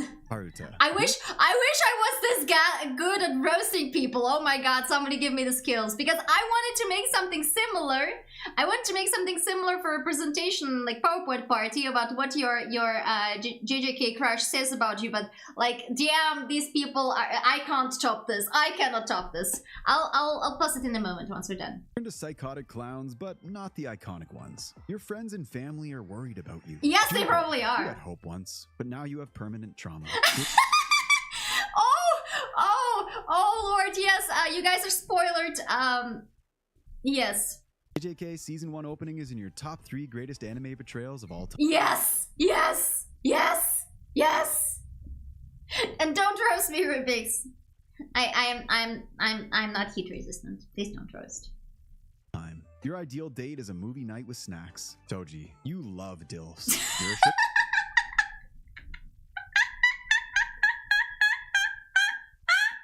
sugar mama. You self-insert as that worm on his shoulder. Oh my god. So oh god.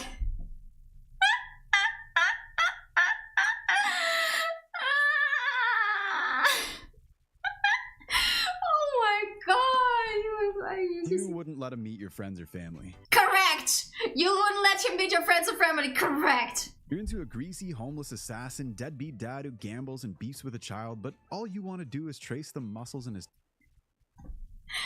Yeah, this is why. Remember during the Would You Rather thing, and I would just like ask who the fuck would pick Toji. This is the reason. He's a deadbeat dad. He's basically homeless, bro. Like, come on. tight black top with your fingers. And honestly, I get it. Dude!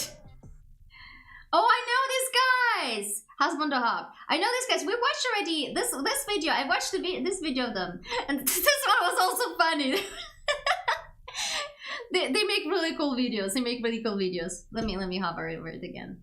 Husband or Hop. Please go check them out because this is some peak level script writing. Oh my god, this was so good.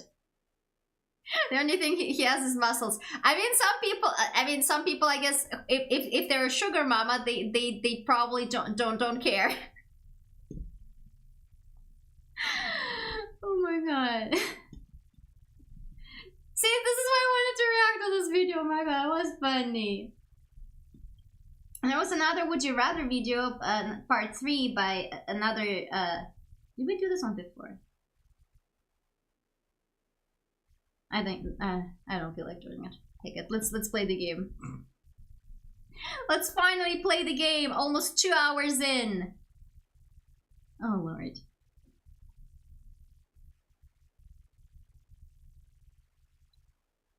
But yeah, Larry, hello and welcome. Also, I want to warn you, Larry, if you Jujutsu Kaisen is a really, really cool story. But you need to be warned. The fandom is a tiny bit unhinged, like a lot unhinged. Actually, forget the tiny bit, it's a lot unhinged. Hello? Okay. I mean, it's like 10 minutes or so. Look at the gun, and that's the fandom. No, I'm very wholesome. But like the shit, like the Gojo fangirls are a league of their own. There was some people asking like, who's worse, the Chainsaw Man fanboys or the JJK fangirls and the thirsty ones, the thirsty fanboys and the thirsty fangirls.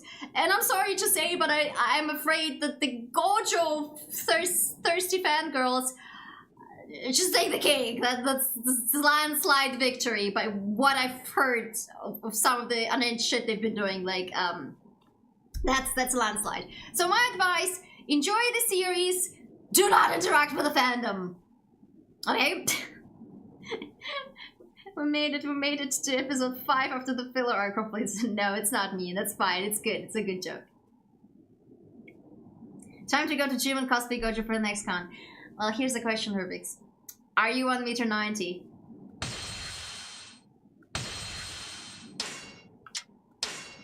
Future historians would say this was when Wei's rise to power began.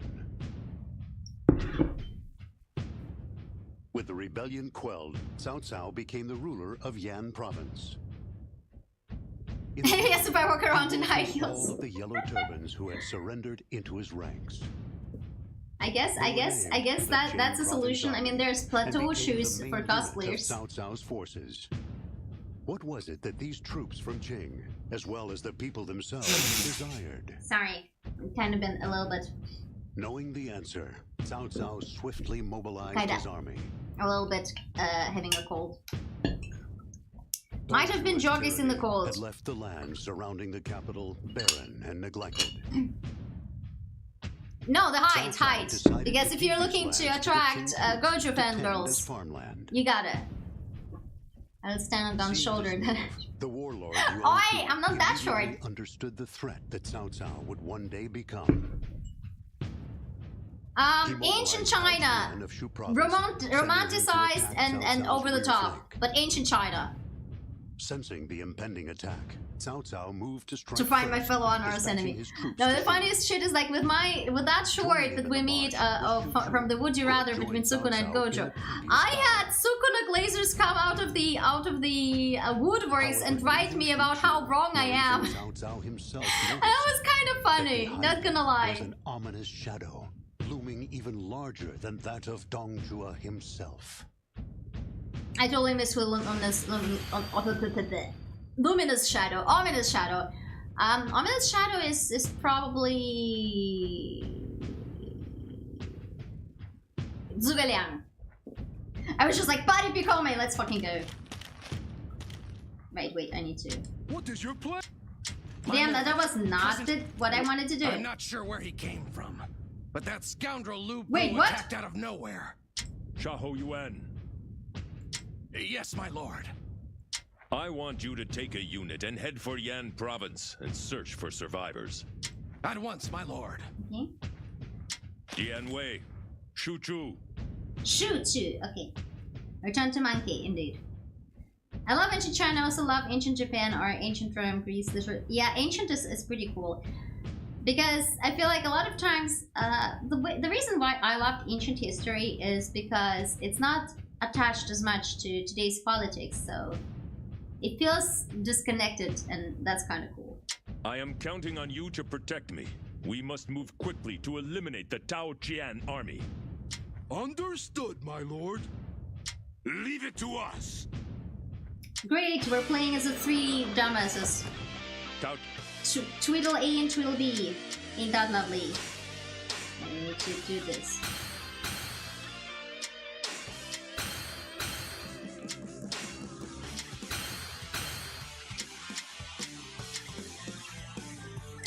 It's not gonna lie, it's gonna be fun. Okay. Okay, now I just need to figure out how to switch my weapon. Let's go, tennis! Your task will be to cut us a path. Yes, my lord. Come, Juju. I'll be Woo! back soon, Dianwei. You keep our lord. Tennis racket, because I'm so not good at this shit.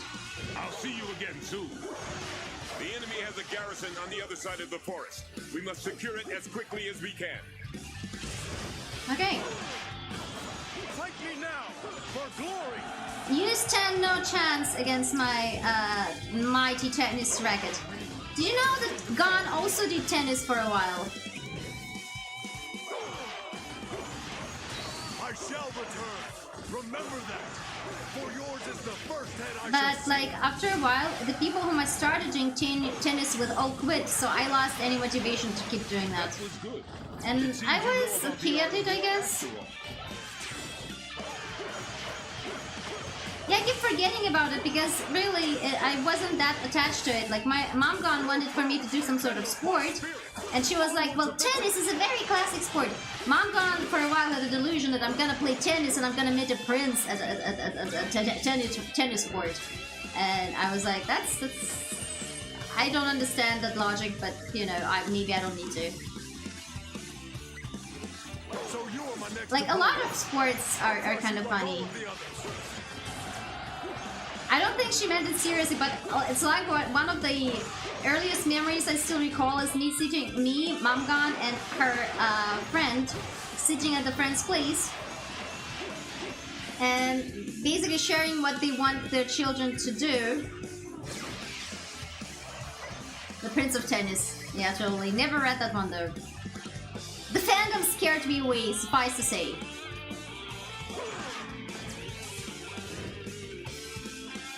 And I was like, oh, she's gonna win a Nobel Prize in physics! And she kept listing up lots of like achievement stuff. And I was like, that's not really fair. I feel like these expectations are a little bit unreasonable. And I remember really thinking that as a kid. Like, I don't think that's a reasonable expectation to make of a child. I was like 4 or something. I think it's an anime if there's a Prince of Tennis. Yeah, don't ask me. Wait, I can go through here. It should give you lots of options.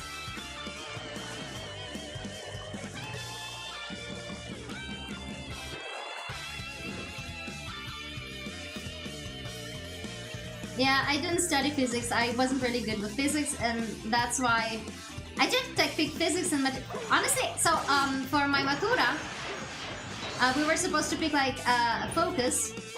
And I wanted to do sciences, mainly because it's like was also expected of me, in a way, that I do sciences. And so I had 2 options, either physics and applied mathematics, or biology and chemistry.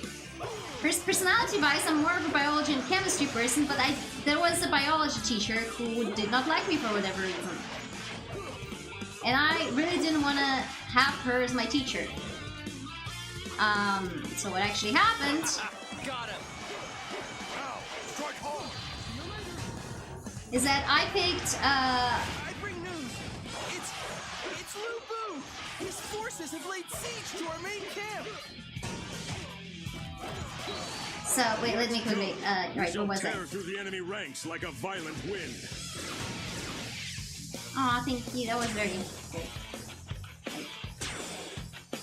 We need to go back to the just like biochemistry here. This area is all ours now. Yeah, just swat a few flies. Right, and the irony is I still have the We lady must as my return to our teacher, base camp and keep our lord safe. but at least she wasn't my homeroom teacher. My homeroom teacher was a pretty cool math teacher You guy. encourage us all. My favorite We subject, won't fall it's pretty behind in hard. the race for glory. I liked algebra. I really liked algebra for whatever reason. Ah, holy fuck. Run faster!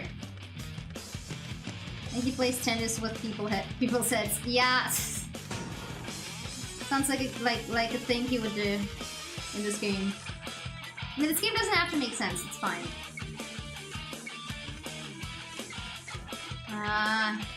Math gone, chemistry gone. No, but honestly, algebra has something in common with, how do I put it? With organic chemistry. You're my next opponent. It's like, Crush you like all of the others. part of the equation goes left, part of the equation goes right, and suddenly you have the solution, but then, Oh yeah. It felt good. but then, fighting with you. It's all over if you lose a battle. That's why I'll do anything it takes to wait, win. how do I, oh, wait. Where are we going? How do we go up? Where's the up option? And then in organic chemistry, electrons go right and electrons go left, and suddenly you have your molecule. You look too dangerous to be left alone. As do you. I will be glad to face you in battle. Hey, cool was that? Oh, wait, that's over. Okay, cool. And suddenly he kind of looks like Human Shrek. He does. When I do chemistry, I just put everything together and boil the living shit out of it. No, like if you do if you need to figure out what the reaction You're does. ready. Leave it to me. Those two are really Twiddle A and Twiddle B, aren't they? Like John Way and this guy. Oh, nice eyelashes. It's the only hair he's got. I will give my life to keep you safe. Tian Wei. Don't do it. There really are Twiddle A and Twiddle B. With enough acid, you don't care about the reaction. True. You and I have to stay alive. We're dead. What the fuck is this? Oh my god. Yeah. Oh. No, they're officially Twiddle A and Twiddle B. It seems the beast has arrived. Don't give up yet. We will fight to the last man if we have to. We must hold out until an opening presents itself. Yeah.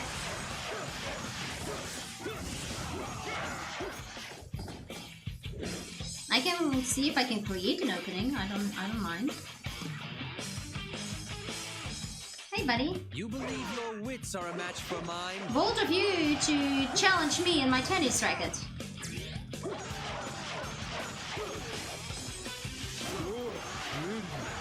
Pinky on the brain. Oh, it's downtown! In that really pretty outfit. I'll be the last one you see.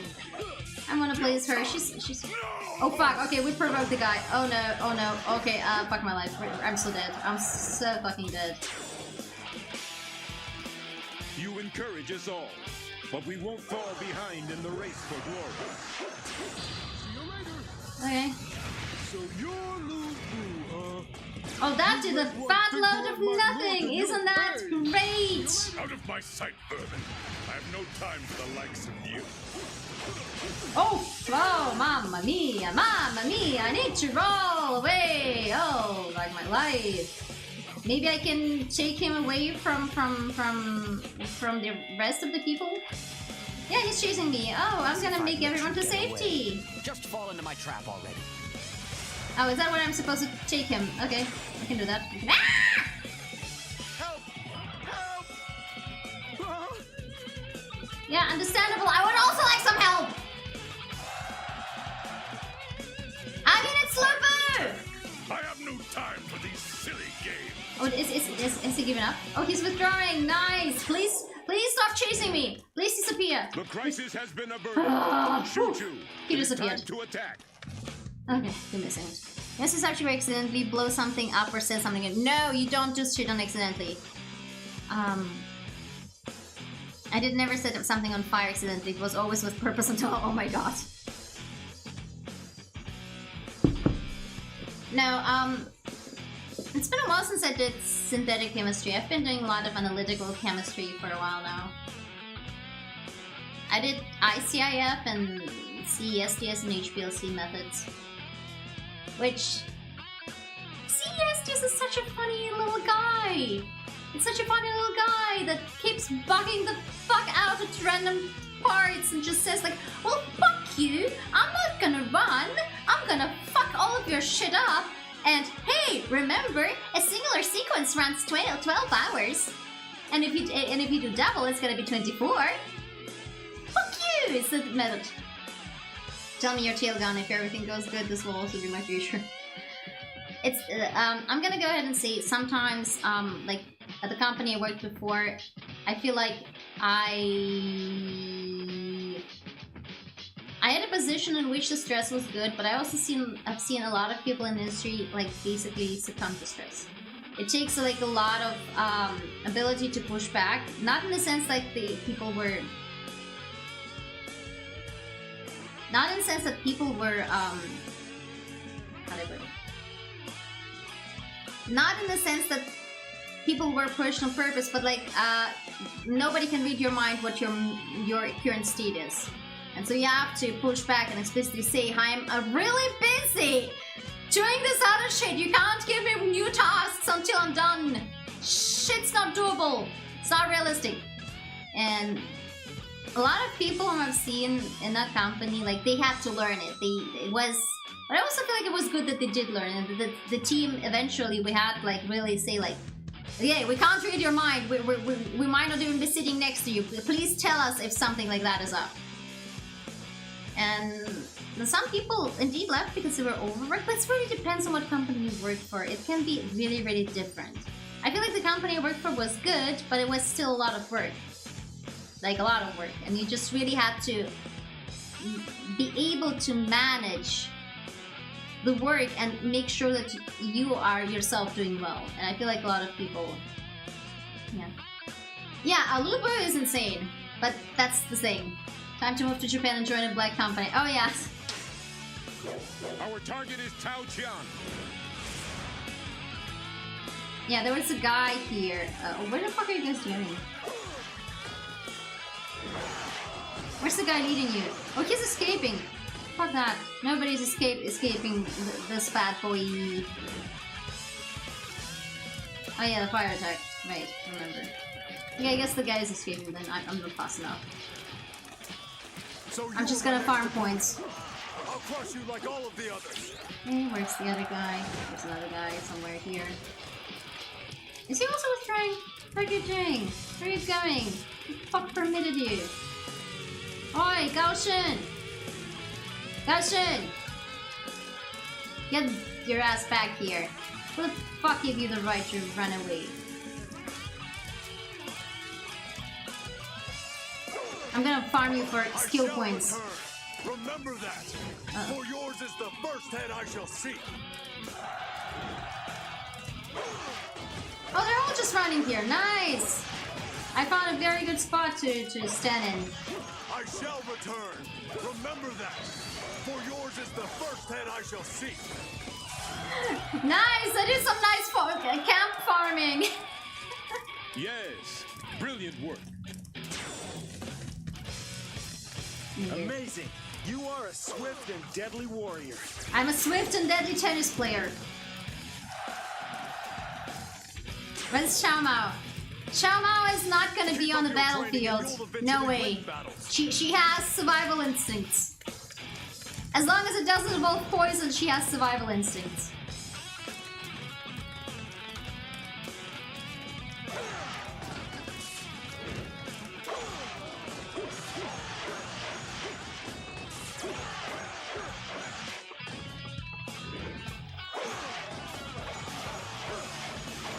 There we go.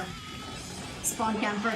Yeah, I was basically, or rather despawn. Despawn camper in this case. Your prowess rekindles my spirit. Onward to victory. In Dynasty Warriors 3, during the Battle of Chibi, I had over 1k. Oh, they closed the gates. Those sassy backas. I need to defeat someone for them to open. Probably. So you are my next opponent. I'll crush you like all of the others. Oh yeah.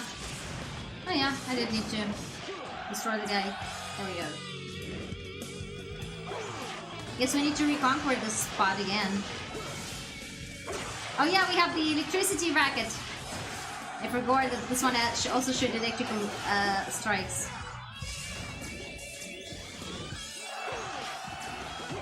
This is like literally the only game where I can spawn camp, but I guess I'm good enough. But also we're only playing on normal. This mission is probably a little bit more fun on hard. But honestly, playing Dynasty Warriors is less about testing my skill and more about relaxation. It's senseless. New base forces have been spotted. Liu Bei. Why would he get himself involved? Yeah, that's the correct one. Now we really need to figure something out. Okay, we need to destroy this thing, I assume. Your prowess rekindles my spirit. Can I destroy this thing? No? No? No, okay. Maybe I just need to destroy the people. You think you can outsmart me? I don't need to outsmart you, I can just flatten you. Not that hard, bro. We can launch rocks with this thing, right? Perhaps we could break down the castle gates. To retreat is not necessarily to lose.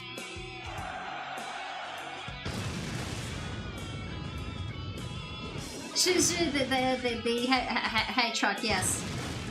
Like Subway Surfers, mindless flow state, exactly.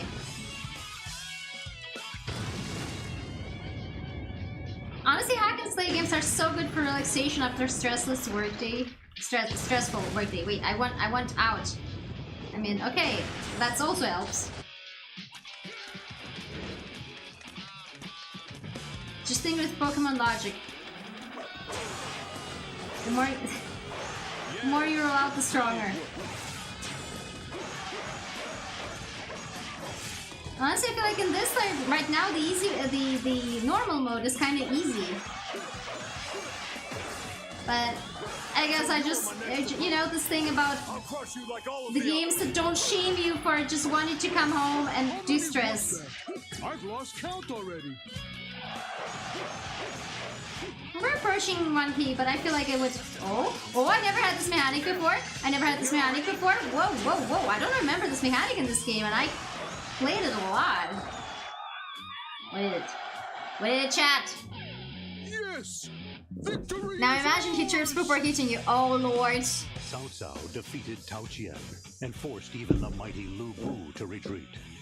He now possessed a sizable territory, capable officers, and a well-trained Capable officers. I mean, they're battle accused. The Good hero though. of chaos had taken the Is first that really what he was step called? towards His seizing term? the Hero land. of Chaos? As if to celebrate his accomplishments, a tremendous opportunity appeared before Cao Cao. The emperor had fled the ruins of the capital of Chang'an. Cao Cao took the emperor under his protection. Oh, and yeah, I headed remember west that. to Xuzhang. Thus, he became more than a mere warlord, something much more. Oh, got shelled, and then he starts rolling at you as well. Oh no. Rubik's too. Our lord has the Emperor under his thumb, yet he makes no move. And the first thing he does is give land to the peasants. Aww. Chaos keep playing with tennis with people. Chaos is fair, Lord yeah. Cao Cao has given fields to me and the men of Qing province.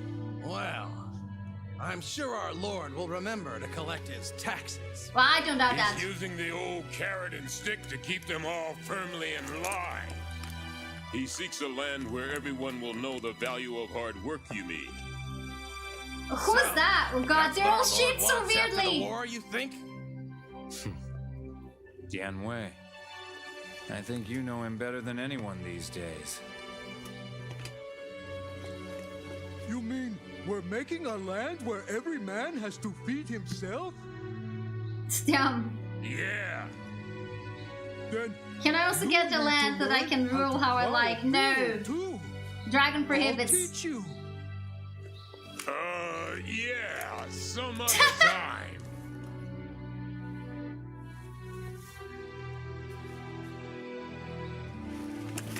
Oh, wait.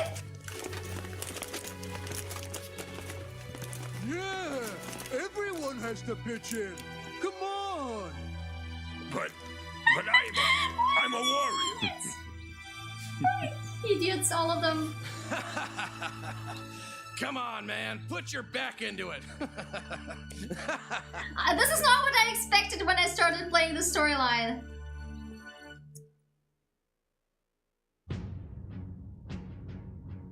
With the Emperor under his control, Time to work in the mines. The children long for the mines. However, many battles yet stood between him and total domination. In Hebei, Yuan Shao had gathered a massive army. Okay, now we're feeling finally dealing with Yuan Shao. Additionally, They're having fun. Yeah, it's pretty wholesome. It's pretty wholesome. Imperial seal and used its authority to declare himself emperor. These two powerful opponents bided their time, waiting for an Are they opportunity related? to strike I don't think so. against Cao Cao. Furthermore, numerous warlords began circling the emperor like a pack of hungry wolves, waiting to pounce. Oof. It was then that Cao Cao found himself embroiled in a heated battle. His opponent was Zhang Xiu, who hailed from the land of Wan. With the mighty Dian Wei on his side, Cao Cao was confident of his advantage going into battle. Okay, we're playing with the other Tweedle.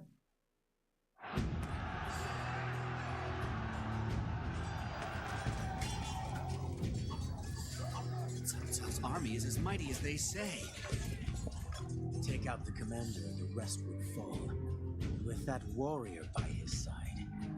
Oh, we're recruiting this guy, aren't we? There's nothing more we can do. Wow, he's such a drama queen. Oh my god, such a princess. Look at that body language. If it truly bothers you, I suppose you could always surrender. He's, oh my god. What? Is he a theater kid? Oh, yes. If you are going to surrender, make sure you do it humbly. What? Slay, indeed. 1 o'clock massacre group of people, 2 o'clock work of the fields. Yes. You have my gratitude, my lord. Okay. This is a modest little banquet we're having, but you're welcome to join us. Okay, so what's your deal, buddy? So you're Cao Cao's bodyguard. I must say, you look pretty tough. Aw, thank you. Wow, eloquent. Haha, so scary. Perhaps my compliment offended you? Is this all? There is one troops we other have drama queen stationed I'm here? missing here. That is Zhang Yi. We need this guy. We need this guy to be the drama queen. He needs to come here and slay. He's the prettiest boy. Very trustworthy. Yeah, exceptionally. About as trustworthy as I could throw him with my real body. Not. Forgive me, we do not have enough food for all of the rank-and-file soldiers. While we would have liked to have invited everybody, the war has stretched our provisions to the limit. I see. In that case, I will wait outside as well. That sounds very sussy. Lord Jashu has given the sign. Launch the attack. Kill them all. Oh, naruhodo. What's going on? How could... Yeah, he's a sussy baka. Dian Wei, are you here? Yes. My lord. Yes. I fucking hate archers. Wait, where's he? Fight me now for glory. Never thought I'd encounter such a great warrior. Okay. I think I need to update my skill set for a sec.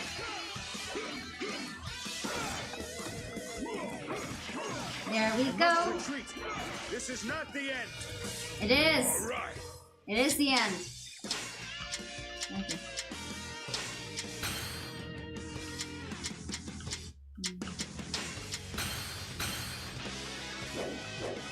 Who's next in line?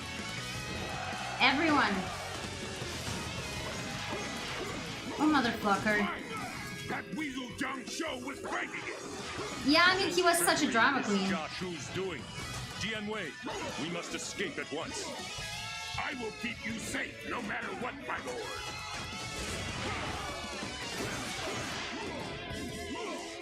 Okay, let's go. We gotta keep up with our lord. Do we need to go here? There he is. Get him. Oh, you think you want to get him? I got you guys. I have an axe.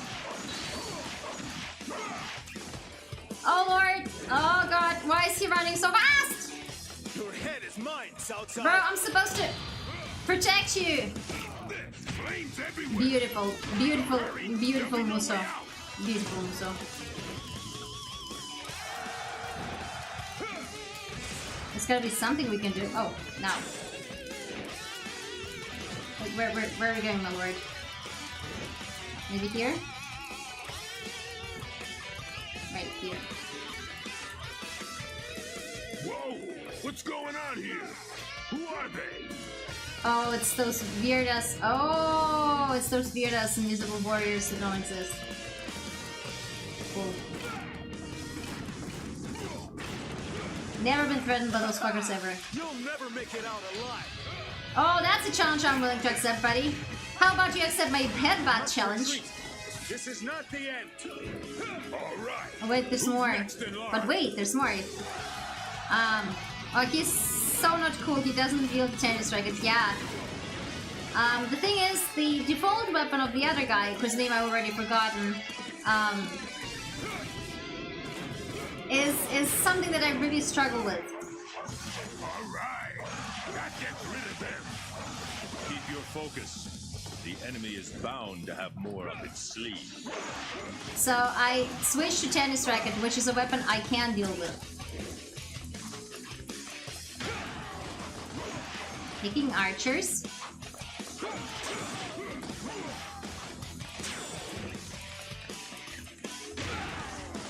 Because we'll need to complete the entire labyrinth here.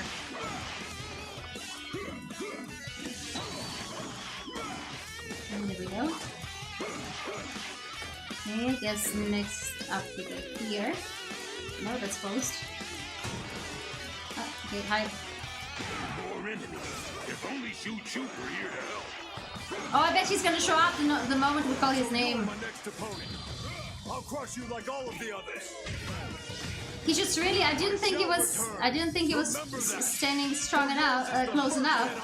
But I guess he was, and that was the mistake he made.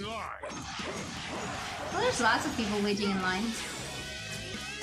What's a hail bird though?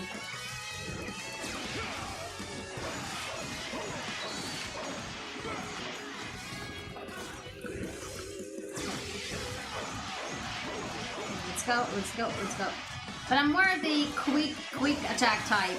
Honestly, Sun Shang is probably the character I'm most adept with. That was Sun Yang too, but that's for a different story mode. Different mode than the story mode. I think that's for the conquest mode. As much as I like Jiao Chan's design here, I didn't play her that much. But there are other ludicrous weapons, like the flute.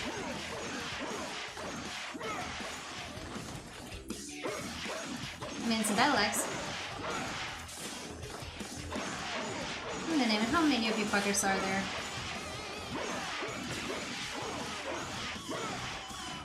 Surely we gotta vibe with people eventually.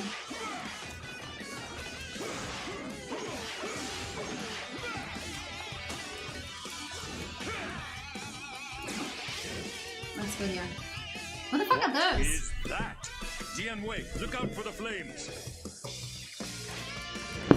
Flames? Oh! And now a ballista. They're certainly very thorough. Dian Wei, take out their commander and seize the ballista. That's not the commander though. Excellent, Dian Wei. Use the ballista to take out those statues.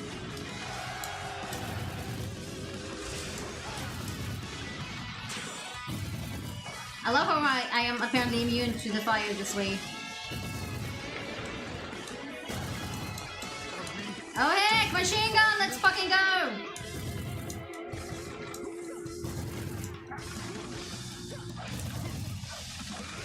Anyone else? Hi guys. Bye guys! Is there anyone else I need to take out? Oh, there's more statues. Why can't I aim?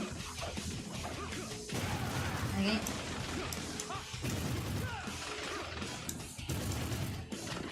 Let's go. Is that the last one? I hope it is. Or is there more?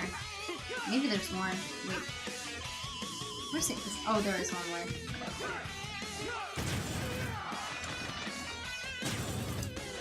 Okay, there is. Let's go.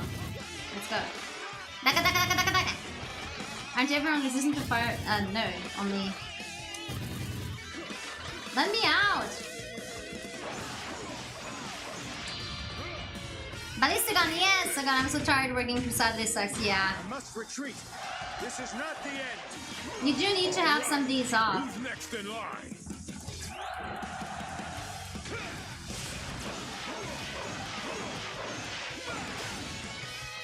Okay, I assume the next thing we're going to is here, right?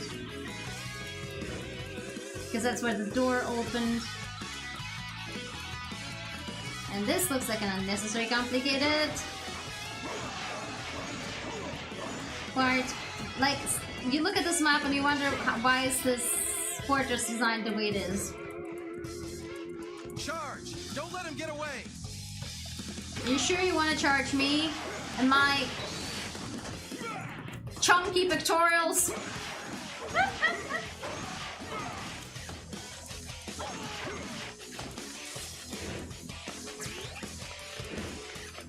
Okay, this is how we get here. What's up, buddy? Challenge me. Yes! I can anticipate your every move. Father! Do you anticipate me missing you with my headbutt? We must escape this hell at once. Help Dian Wei clear us a path. Wait, there's more reinforcement? I thought we just killed them. Follow me, Father, and I will lead you to safety. I swear on my very life. Oh, he's not a playable character. Oh, that means he dies probably fairly young, doesn't he? Something is amiss by now. But it will be hard to get their help unless we can escape the castle.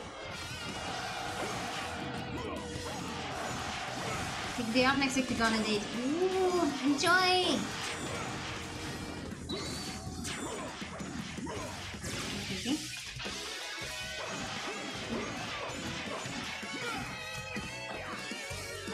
Hey, where are we? There we are. They can't even damage. No, they can't.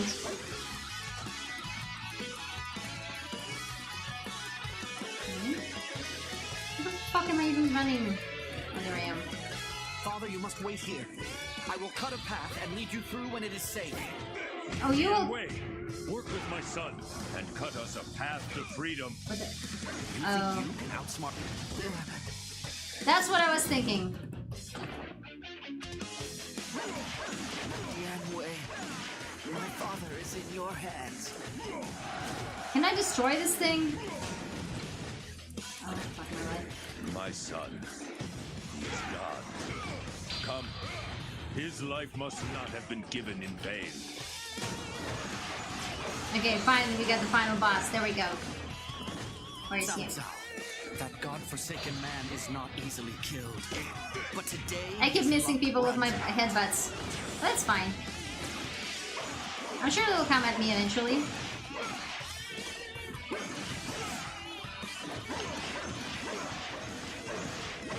Yes, 8 combo. Alright. There we Who's go. next in line? We got it. We got it. We got it. We're done, right? We won. Your time is up. You can run, but you won't escape me now.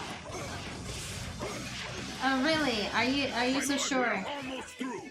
Our allies are waiting for us. Oh, what's gonna happen? Oh? Ooh, speed run! Lord Cao Cao, you would leave in the middle of our party? Brody! The child has fallen, yeah. Do you think if you're last, if you're fast, and then you can save the child?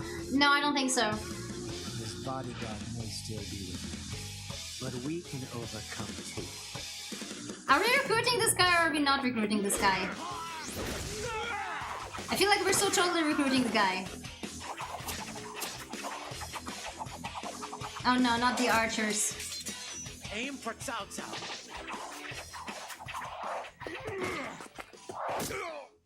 Dianwei, the first time I met you, I thought you were a little crazy, No. my lord. But when I saw how happy you made Choo-Choo, I understood. I knew I wanted to see the world you could create.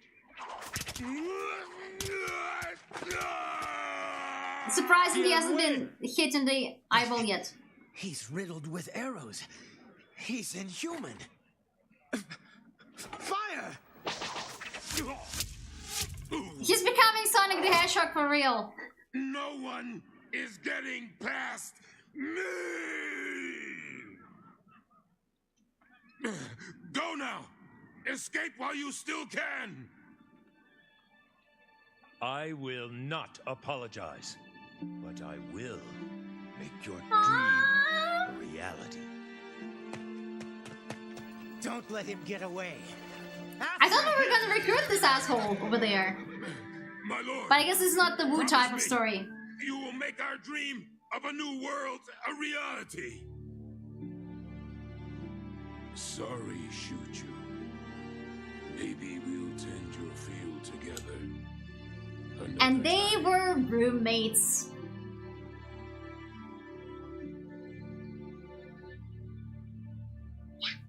Cao Cao, you're okay.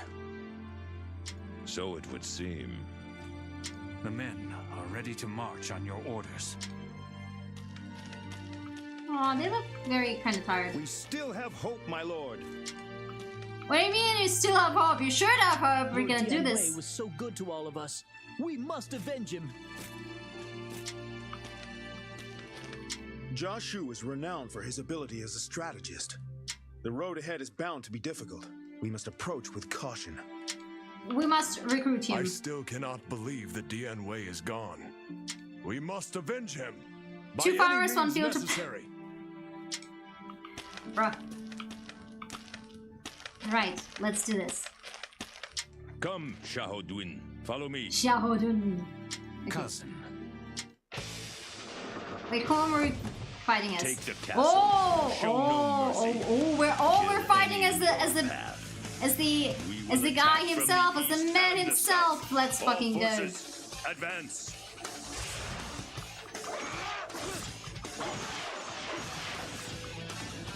We shall avenge our loyal vassal.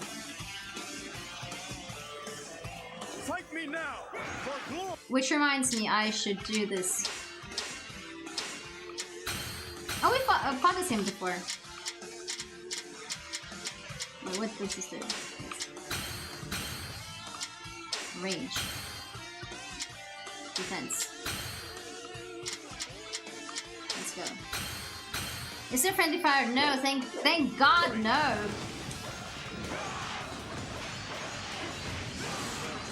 This would be so bad if there was friendly fire.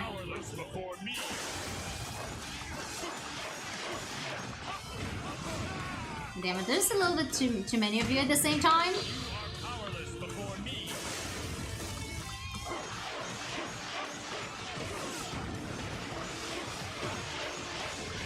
Where are the guys?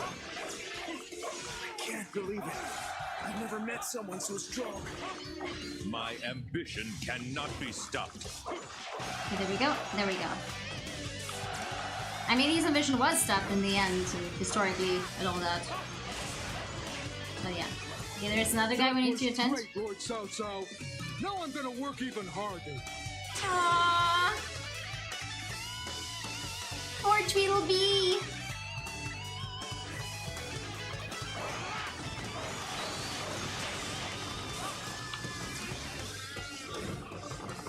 My lord, our forces have taken damage from a fire attack within the southern gate of Wan Castle. Where are you guys going? Okay, whatever. I'll leave it up to you. We need to go face the fire. No, wait. They're probably running into a very sussy place. We should go there.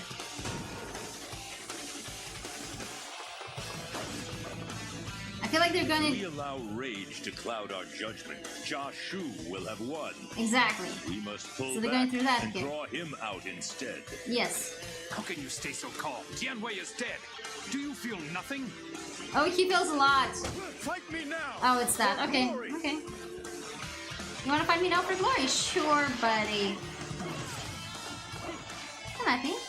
Come closer. Kitty, kitty, kitty, kitty, kitty, kitty, kitty, kitty, kitty.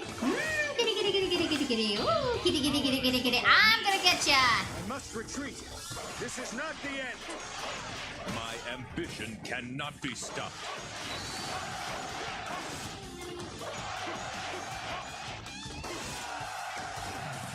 There we go. You seem to be in a good mood, cousin. I see I must double my efforts. Okay.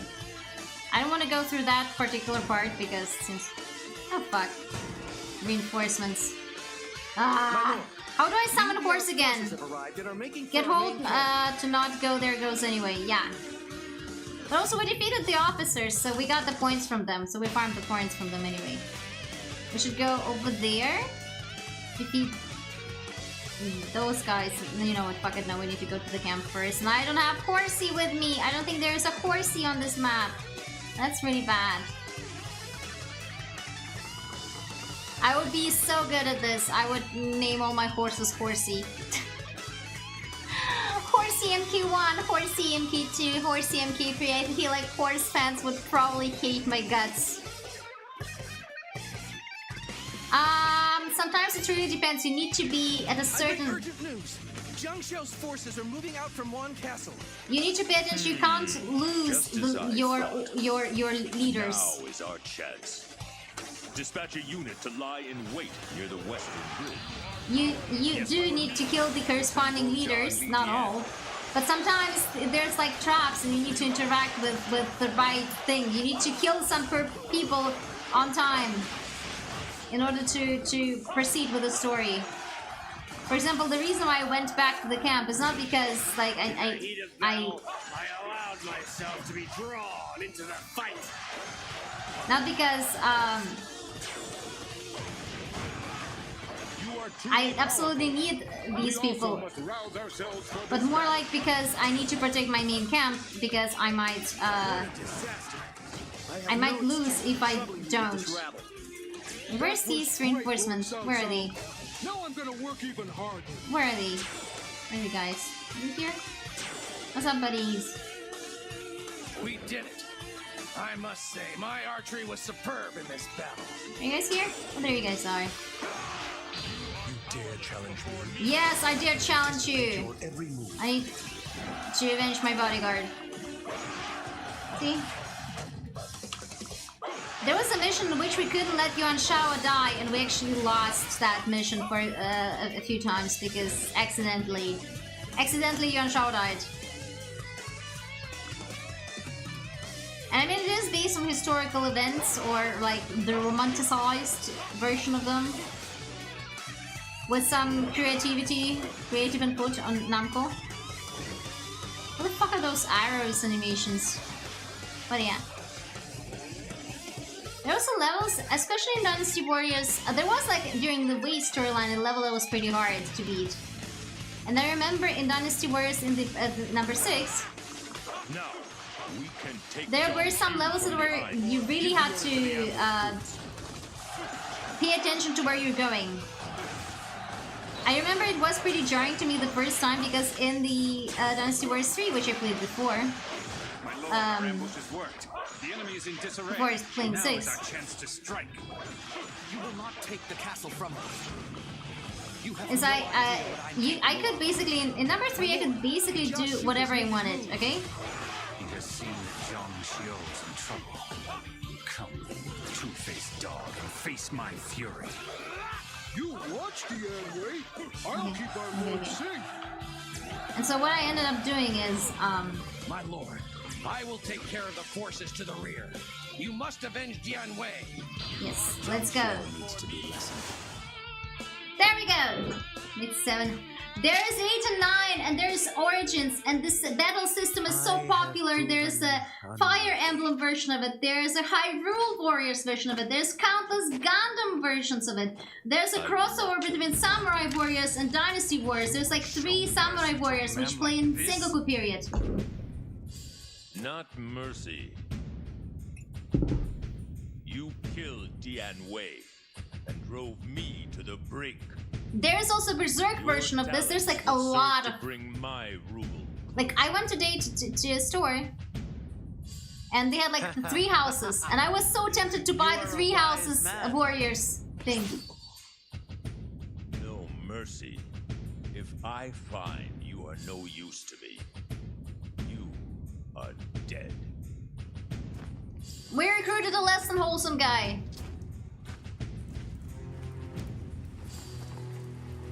His cousin is flabbergasted. Agreed. Agreed. Dian Wei was dead. Rest in After peace, my successfully bro. avenging his loyal retainer's death, Cao Cao set out in search of a path forward. Because he's useful. That's why Lyria. Of ambition. A path that would quickly and effectively lead him to domination of the land. Indeed. A path that some would deride as cruel and ruthless. Cao I Cao mean, was determined usually to walk ambitions this are path like that alone in medieval this times. He returned to Xuzhang, and together with his new strategist, Jia Shu, New strategist. Did he have one before? Question mark. Because I don't think the other guys qualify as strategists. massive army in Hebei. The self-proclaimed emperor Yuan Shu. Jia Shu determined that Cao Cao must solidify his current position before taking on these Oh, we're two still not mighty taking them on. foes. Holy shit. Just then, Liu Bei, who had taken Tao Qian's place as ruler of Shu, came in search of help. He had been attacked by none other than Lu Bu, who had been under his protection. Cao Cao gathered Xiahou Duin as well as Liu Bei and his men, and set out for Xiapi in Shu province. Liu Bei, Lu Bu, and Cao Cao. Among the fields of Shu province, 3 heroes of the age would soon be engaged in heated battle. I love how in Origins, Liu Bei is basically a hacking Bishonen. Oh, we're finally playing as this guy. Okay, let me update his skill set. So we can actually survive this. This of the North Star schemes. Yeah!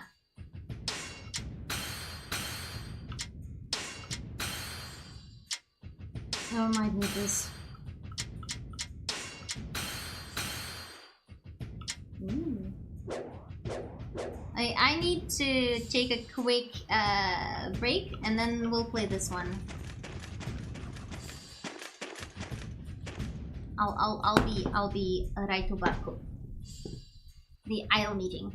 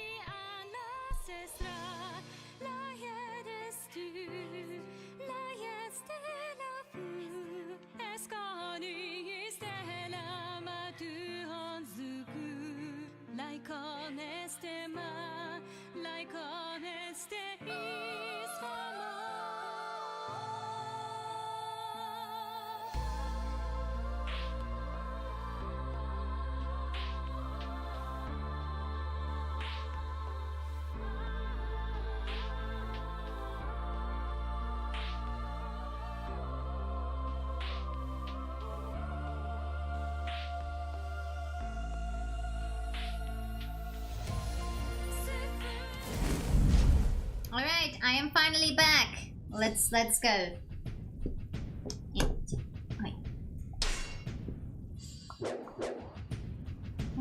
I am back. Let's talk to these. Lord Cao Cao, I thank you for helping me recapture Shu Province. Lu Bu is an enemy to us all. It Oh, I was guess we something did. I would have done with or without you.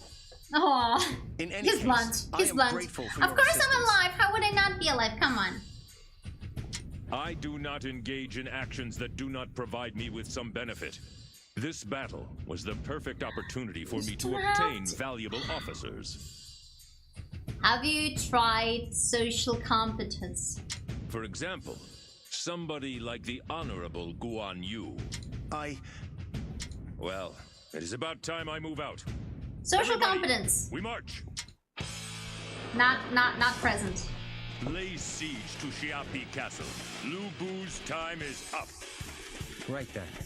I think we Is should this go where we secure lose the the western eye? gate. Where's the officer? Guan Yu, my lord values your skill in battle. This is your chance to prove that he is right. I have nothing to prove to you. I was about to say, why would he need to prove anything to him? So you are my next opponent. I'll crush you like all of the others. Bring a quick end to all of this. I shall return. There you Remember go. that. For yours is the first head I shall see. Wasn't there? Yes, there was a manju. Let's go. Let's go. Let's go! Like my bodyguard. Oh. I mean, yeah. That's how he recruits, but also... Damn, bro.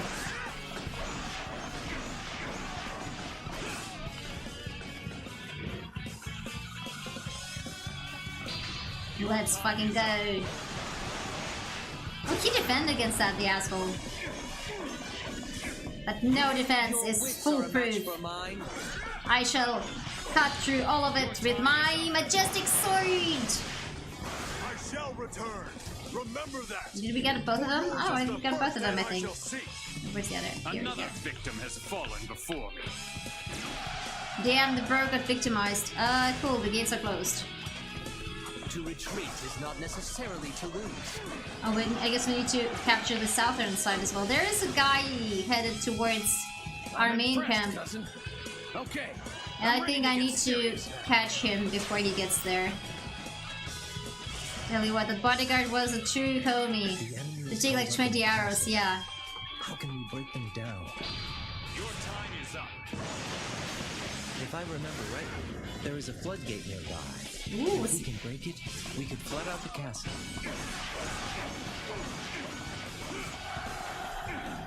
What the fuck is that thing floating around him?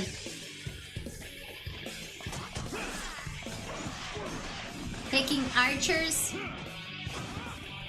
I guess that would be my least favorite class in Fate, the way I complain about archers. Just as we thought, they're after the floodgates. Get them! Get him, Tiger!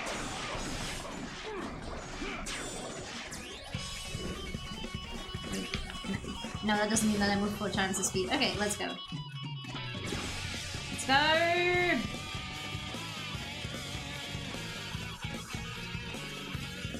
I mean, we just gotta make sure that we fulfill the Komi dream. And that's what we will do in-game, not in reality. That's not what happened. Hey, was there anybody else?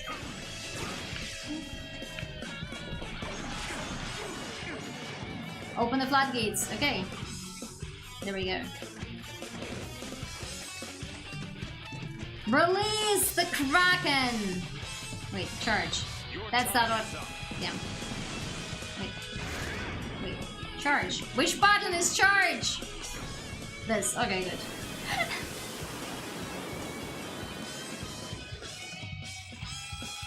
I don't know if we need the other strategies. We already have this one. Though he's more of a But here is where the real tactician. battle begins. We must claim Lu Bu's head. Don't fall behind Guan Yu. My lord. I felt like Guan Yu has already... Oh, they shouldn't fall behind Guan Yu. Oh no, is this gonna be our fucking eye? This is... I fucking hate the archers.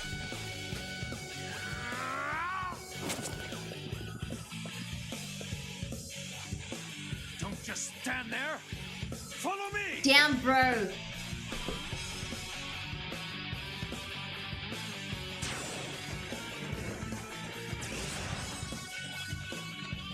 Lord Chaho Dwin, the flood attack has worked, but your wounds... I am fine. The gates are open. We must attack. How do we get there is a question. Oh no, kitties want to break in! I feel like archers are everyone's greatest weakness. I mean, come on. I feel like a lot of times in games, archers don't get the credit of how relevant they were to contributing to victories in history. Oh, that's totally not gonna get the wanted infected, no.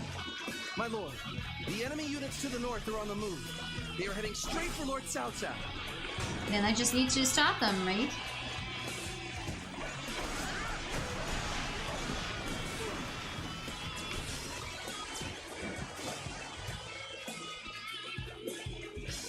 Oh, fucking damn it. I'm not moving fast enough.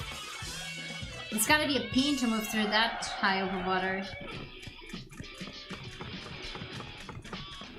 Okay.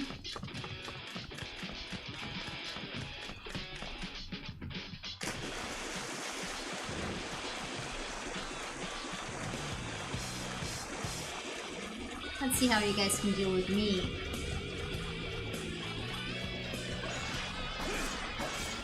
Either Archer or Broken or he's pretty weak. I mean, real life does not work like games. There's no damage bar. So this is not about being weak.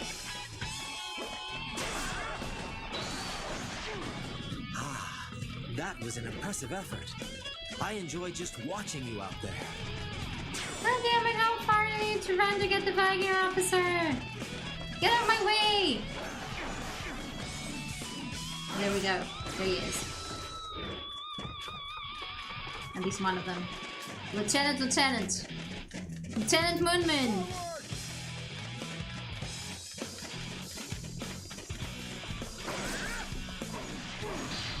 I'll just catch you guys. Okay, let's go. We need to save our lord.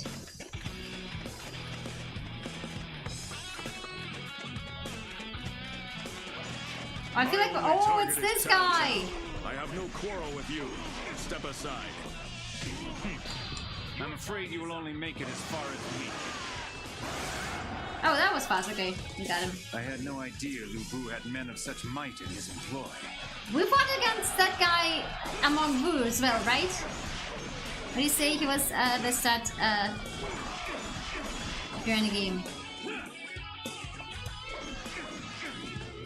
Oh lord, I don't think I'd have good stats. Oh my god, oh lord. Charisma? And that's what that would be pitifully low.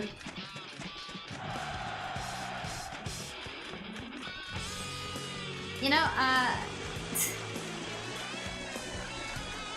I got compared with my humor with Rin Penrose, but I just keep thinking like, no, sorry, my charisma stat's not that high.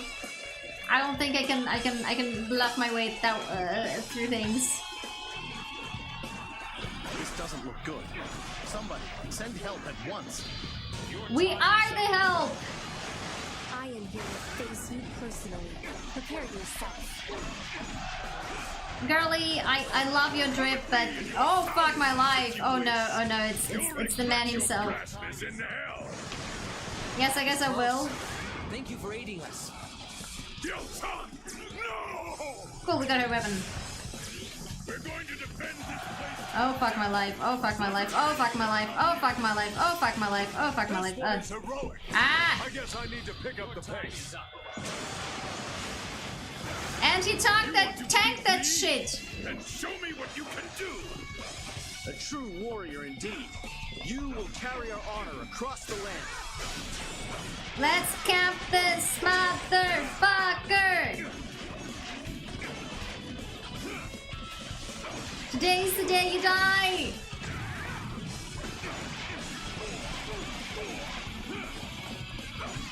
Spawn camp him. Don't let him get up. Don't let him defend. Keep pushing him. We can do this. We got this, bros. We got this. Someone tie this animal up. I won't. I mean, it's we got plot armor. Another victim has fallen before me. Let's get some cheese in here. I don't even like cheese that much. I like mozzarella. Okay. Guys, have you ever had a slow washing machine to the point where you wonder if it has a virus on it?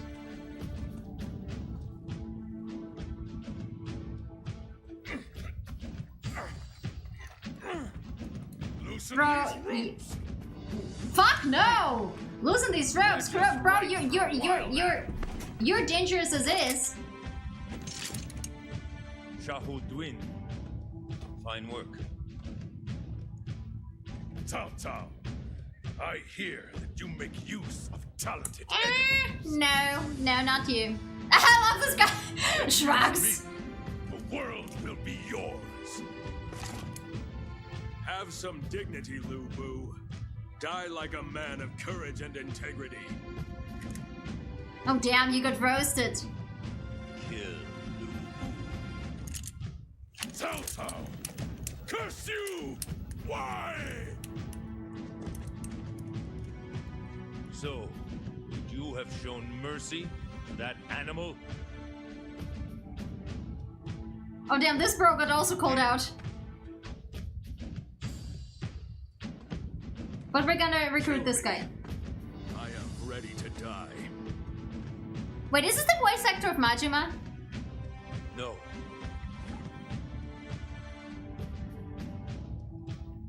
Stand, Zhang Liao. You will be an integral part of my plans. I can see why people would get annoyed by this guy. It's like, how about you explain some of your plans to your allies, bro? At Shu Province.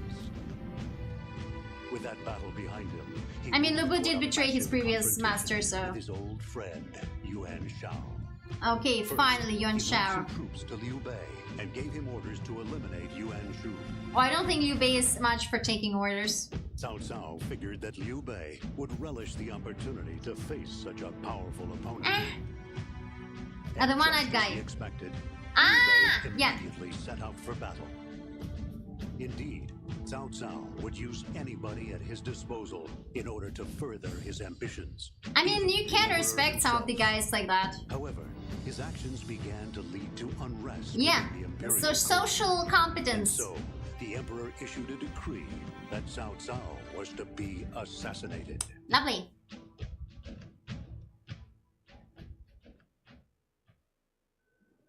Oh, cutscene.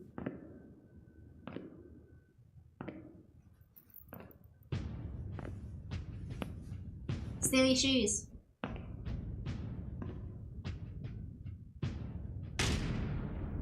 Jump scare! Is he gonna bring the head of his assassin? That would be cool.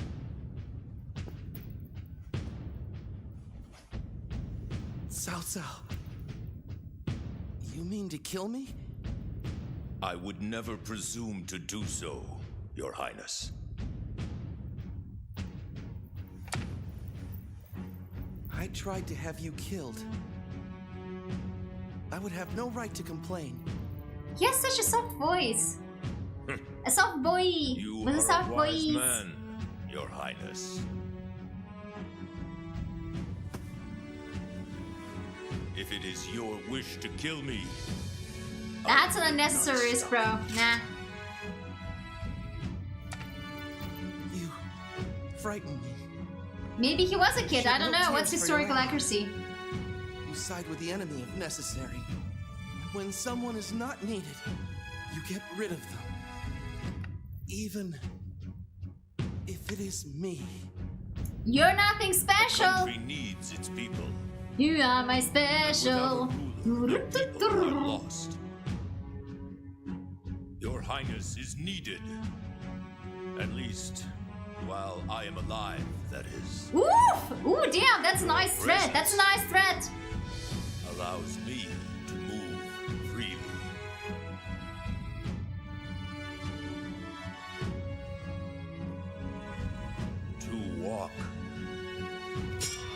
upon my ordained path to Ooh, build damn. a new and better land.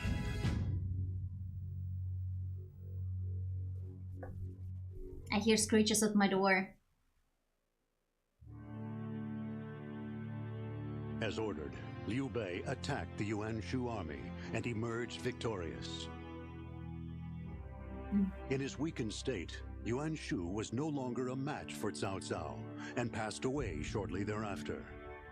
It was then that suddenly Liu Bei rose in rebellion. Yeah. Cao Cao was determined to bring his massive army down upon Liu Bei's forces. We're still doing with Yuan Shao for some reason. Liu Bei was a mere nuisance whose blind Or was it Yuan Shao? I devotion to the forgot. concept of virtue would only lead to more chaos. Liu Bei's army crumbled before the might of Cao Cao's ambition. Ah, he's gonna come back. He's gonna be Once back. again, Liu Bei was forced to wander the land with no place to call his own. As a result of this fierce battle, Cao Cao welcomed a new general into his ranks. It was none other than Guan Oh, Yu, we're still getting warrior who backstabbed. combined honor, loyalty, bravery, and intelligence into one We're still getting formidable backstabbed. package. Having coveted Guan Yu for a long time, Cao Cao was pleased to finally have him by his side. No, don't shoot arrows at me. Finally, No, he Yuan was Shao, ready yeah. to face his old friend Yuan Shao. Finally. Freaking dang it. Having made the necessary preparations, he advanced his army toward Guandu, the site where all would be decided. Not all. Cao but Cao yeah. and Yuan Shao, their battle for control of the land was about to begin. Oh, we're playing as Zhao P. Zhao P. It is clear what strategy we must use. And we're playing as a princeling. He's a Place baby girl. decoys at Bai Ma and Yanjin. Then launch attacks from each unit. He has numbers, but Yuan Shao is indecisive and imperceptive. He is Can we play a man Sanghi? of the past. This should be enough to deal with him. She's such a fucking drama However, queen. The problem is those decoys, though. The enemy is so great in number that they'll be simply overrun. Exactly. You're a smart man. I can see why our Lord values you so. Forgive me. It was not my place to Oi! speak out. Oi! Then you will have to go yourself, Father. So I would be the decoy. Quite brilliant, Lord Zhaobi. Your father must be proud. I don't like this guy. Also, why is your face like Sephiroth? Lord Cao Cao is the perfect bait. We can lure out the enemy at both Bai Ma and Yanjin. Okay. As he makes his advance up the middle, we'll strike both places at the same time. Okay. Then we can squeeze the enemy in the center between us. Okay. I see. Okay. You look to divide and isolate the enemy forces. Are they like talking to each other and Precisely. Is this telepathy? Our Lord and I will attack from Yanjin. Master Guan Yu, you take Oh no, Bai they're Ma. talking normally, okay. Understood. Very well. Jiashu, show me the intellect you are famous for. Oh, he does sound like that. Okay, first of all... Yeah, I think I will leave this at that. I know, right? It totally sounded like in her monologue at first. But yeah, we will leave this at that. Because it's 10 p.m. And I don't want my neighbors to complain, but there is... Encyclopedia officers. Wait, hold on. Wait, no.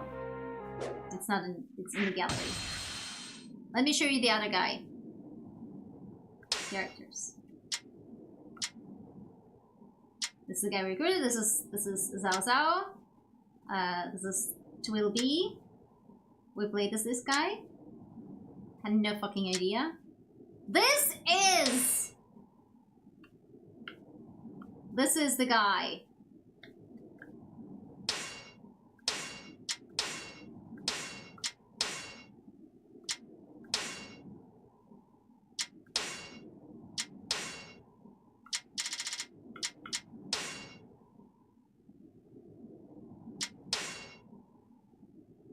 He's so dramatic.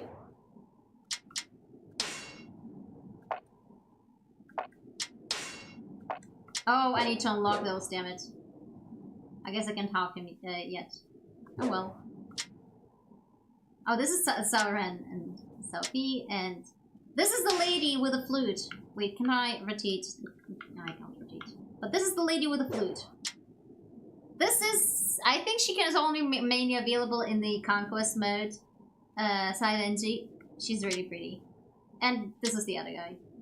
Wow, he's tall comparatively. And I don't remember what her deal is. We saw this guy already. Then this is my girl with whom I'm playing best. There's not really many women here, obviously, because, you know. I gave her this outfit because her canon outfit is just I just hate it. And sure, this is like this guy was the titular character for most, like he was the representative of Dynasty Warriors for the most part. I just fucking hate spears. This is Guan Yu. These are the guys that Pai Pikame. This is the guys that this is most known for. Wait. Is Bowson? Yeah, this is the girl I played with a lot when I was playing this game in Conquest mode. Her and her stupid ass yo-yo. She's an original character, so don't mind. She's like a cat.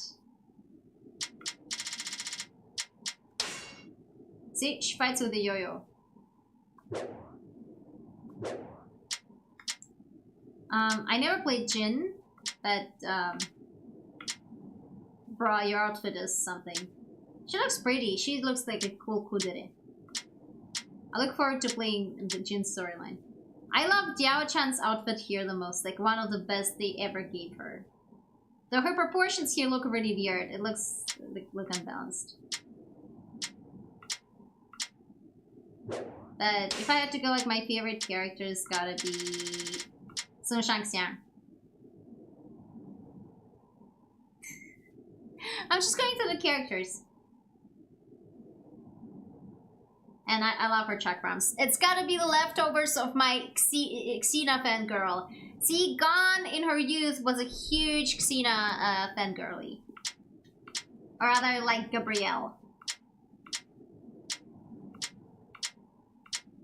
I guess the twins are also cute, but yeah.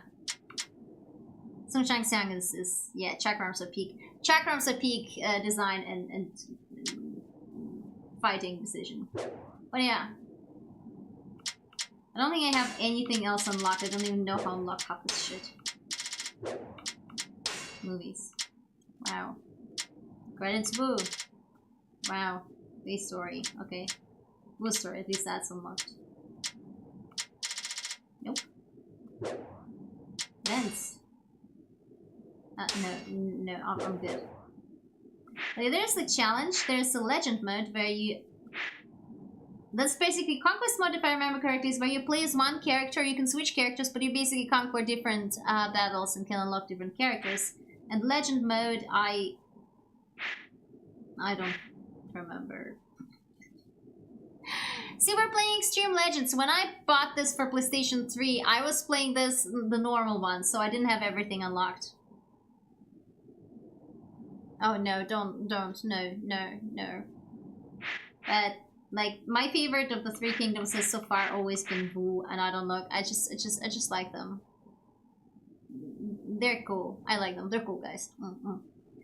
But yeah, I'd say... we ended here? It was really fun. It was a lot of yapping. Oh my god, I yapped so hard. Majority of the stream is yapping. This stream is titled Dynasty Warriors, but whoever watches the VOD is just gonna be like, well, where's the Dynasty Warriors part? Eventually we get there. Yeah, sometimes I am God, but not always. Yeah, let's wrap it up here today, and slowly make our way. And I promise, Pinky promise, we'll have the karaoke on Monday, and tomorrow we'll just have the we'll have the watch along. Yeah. We'll get the filler. We'll get the filler. We'll get enough fillers. Alright, everyone. Make sure you rest well and take good care of yourselves. Good night.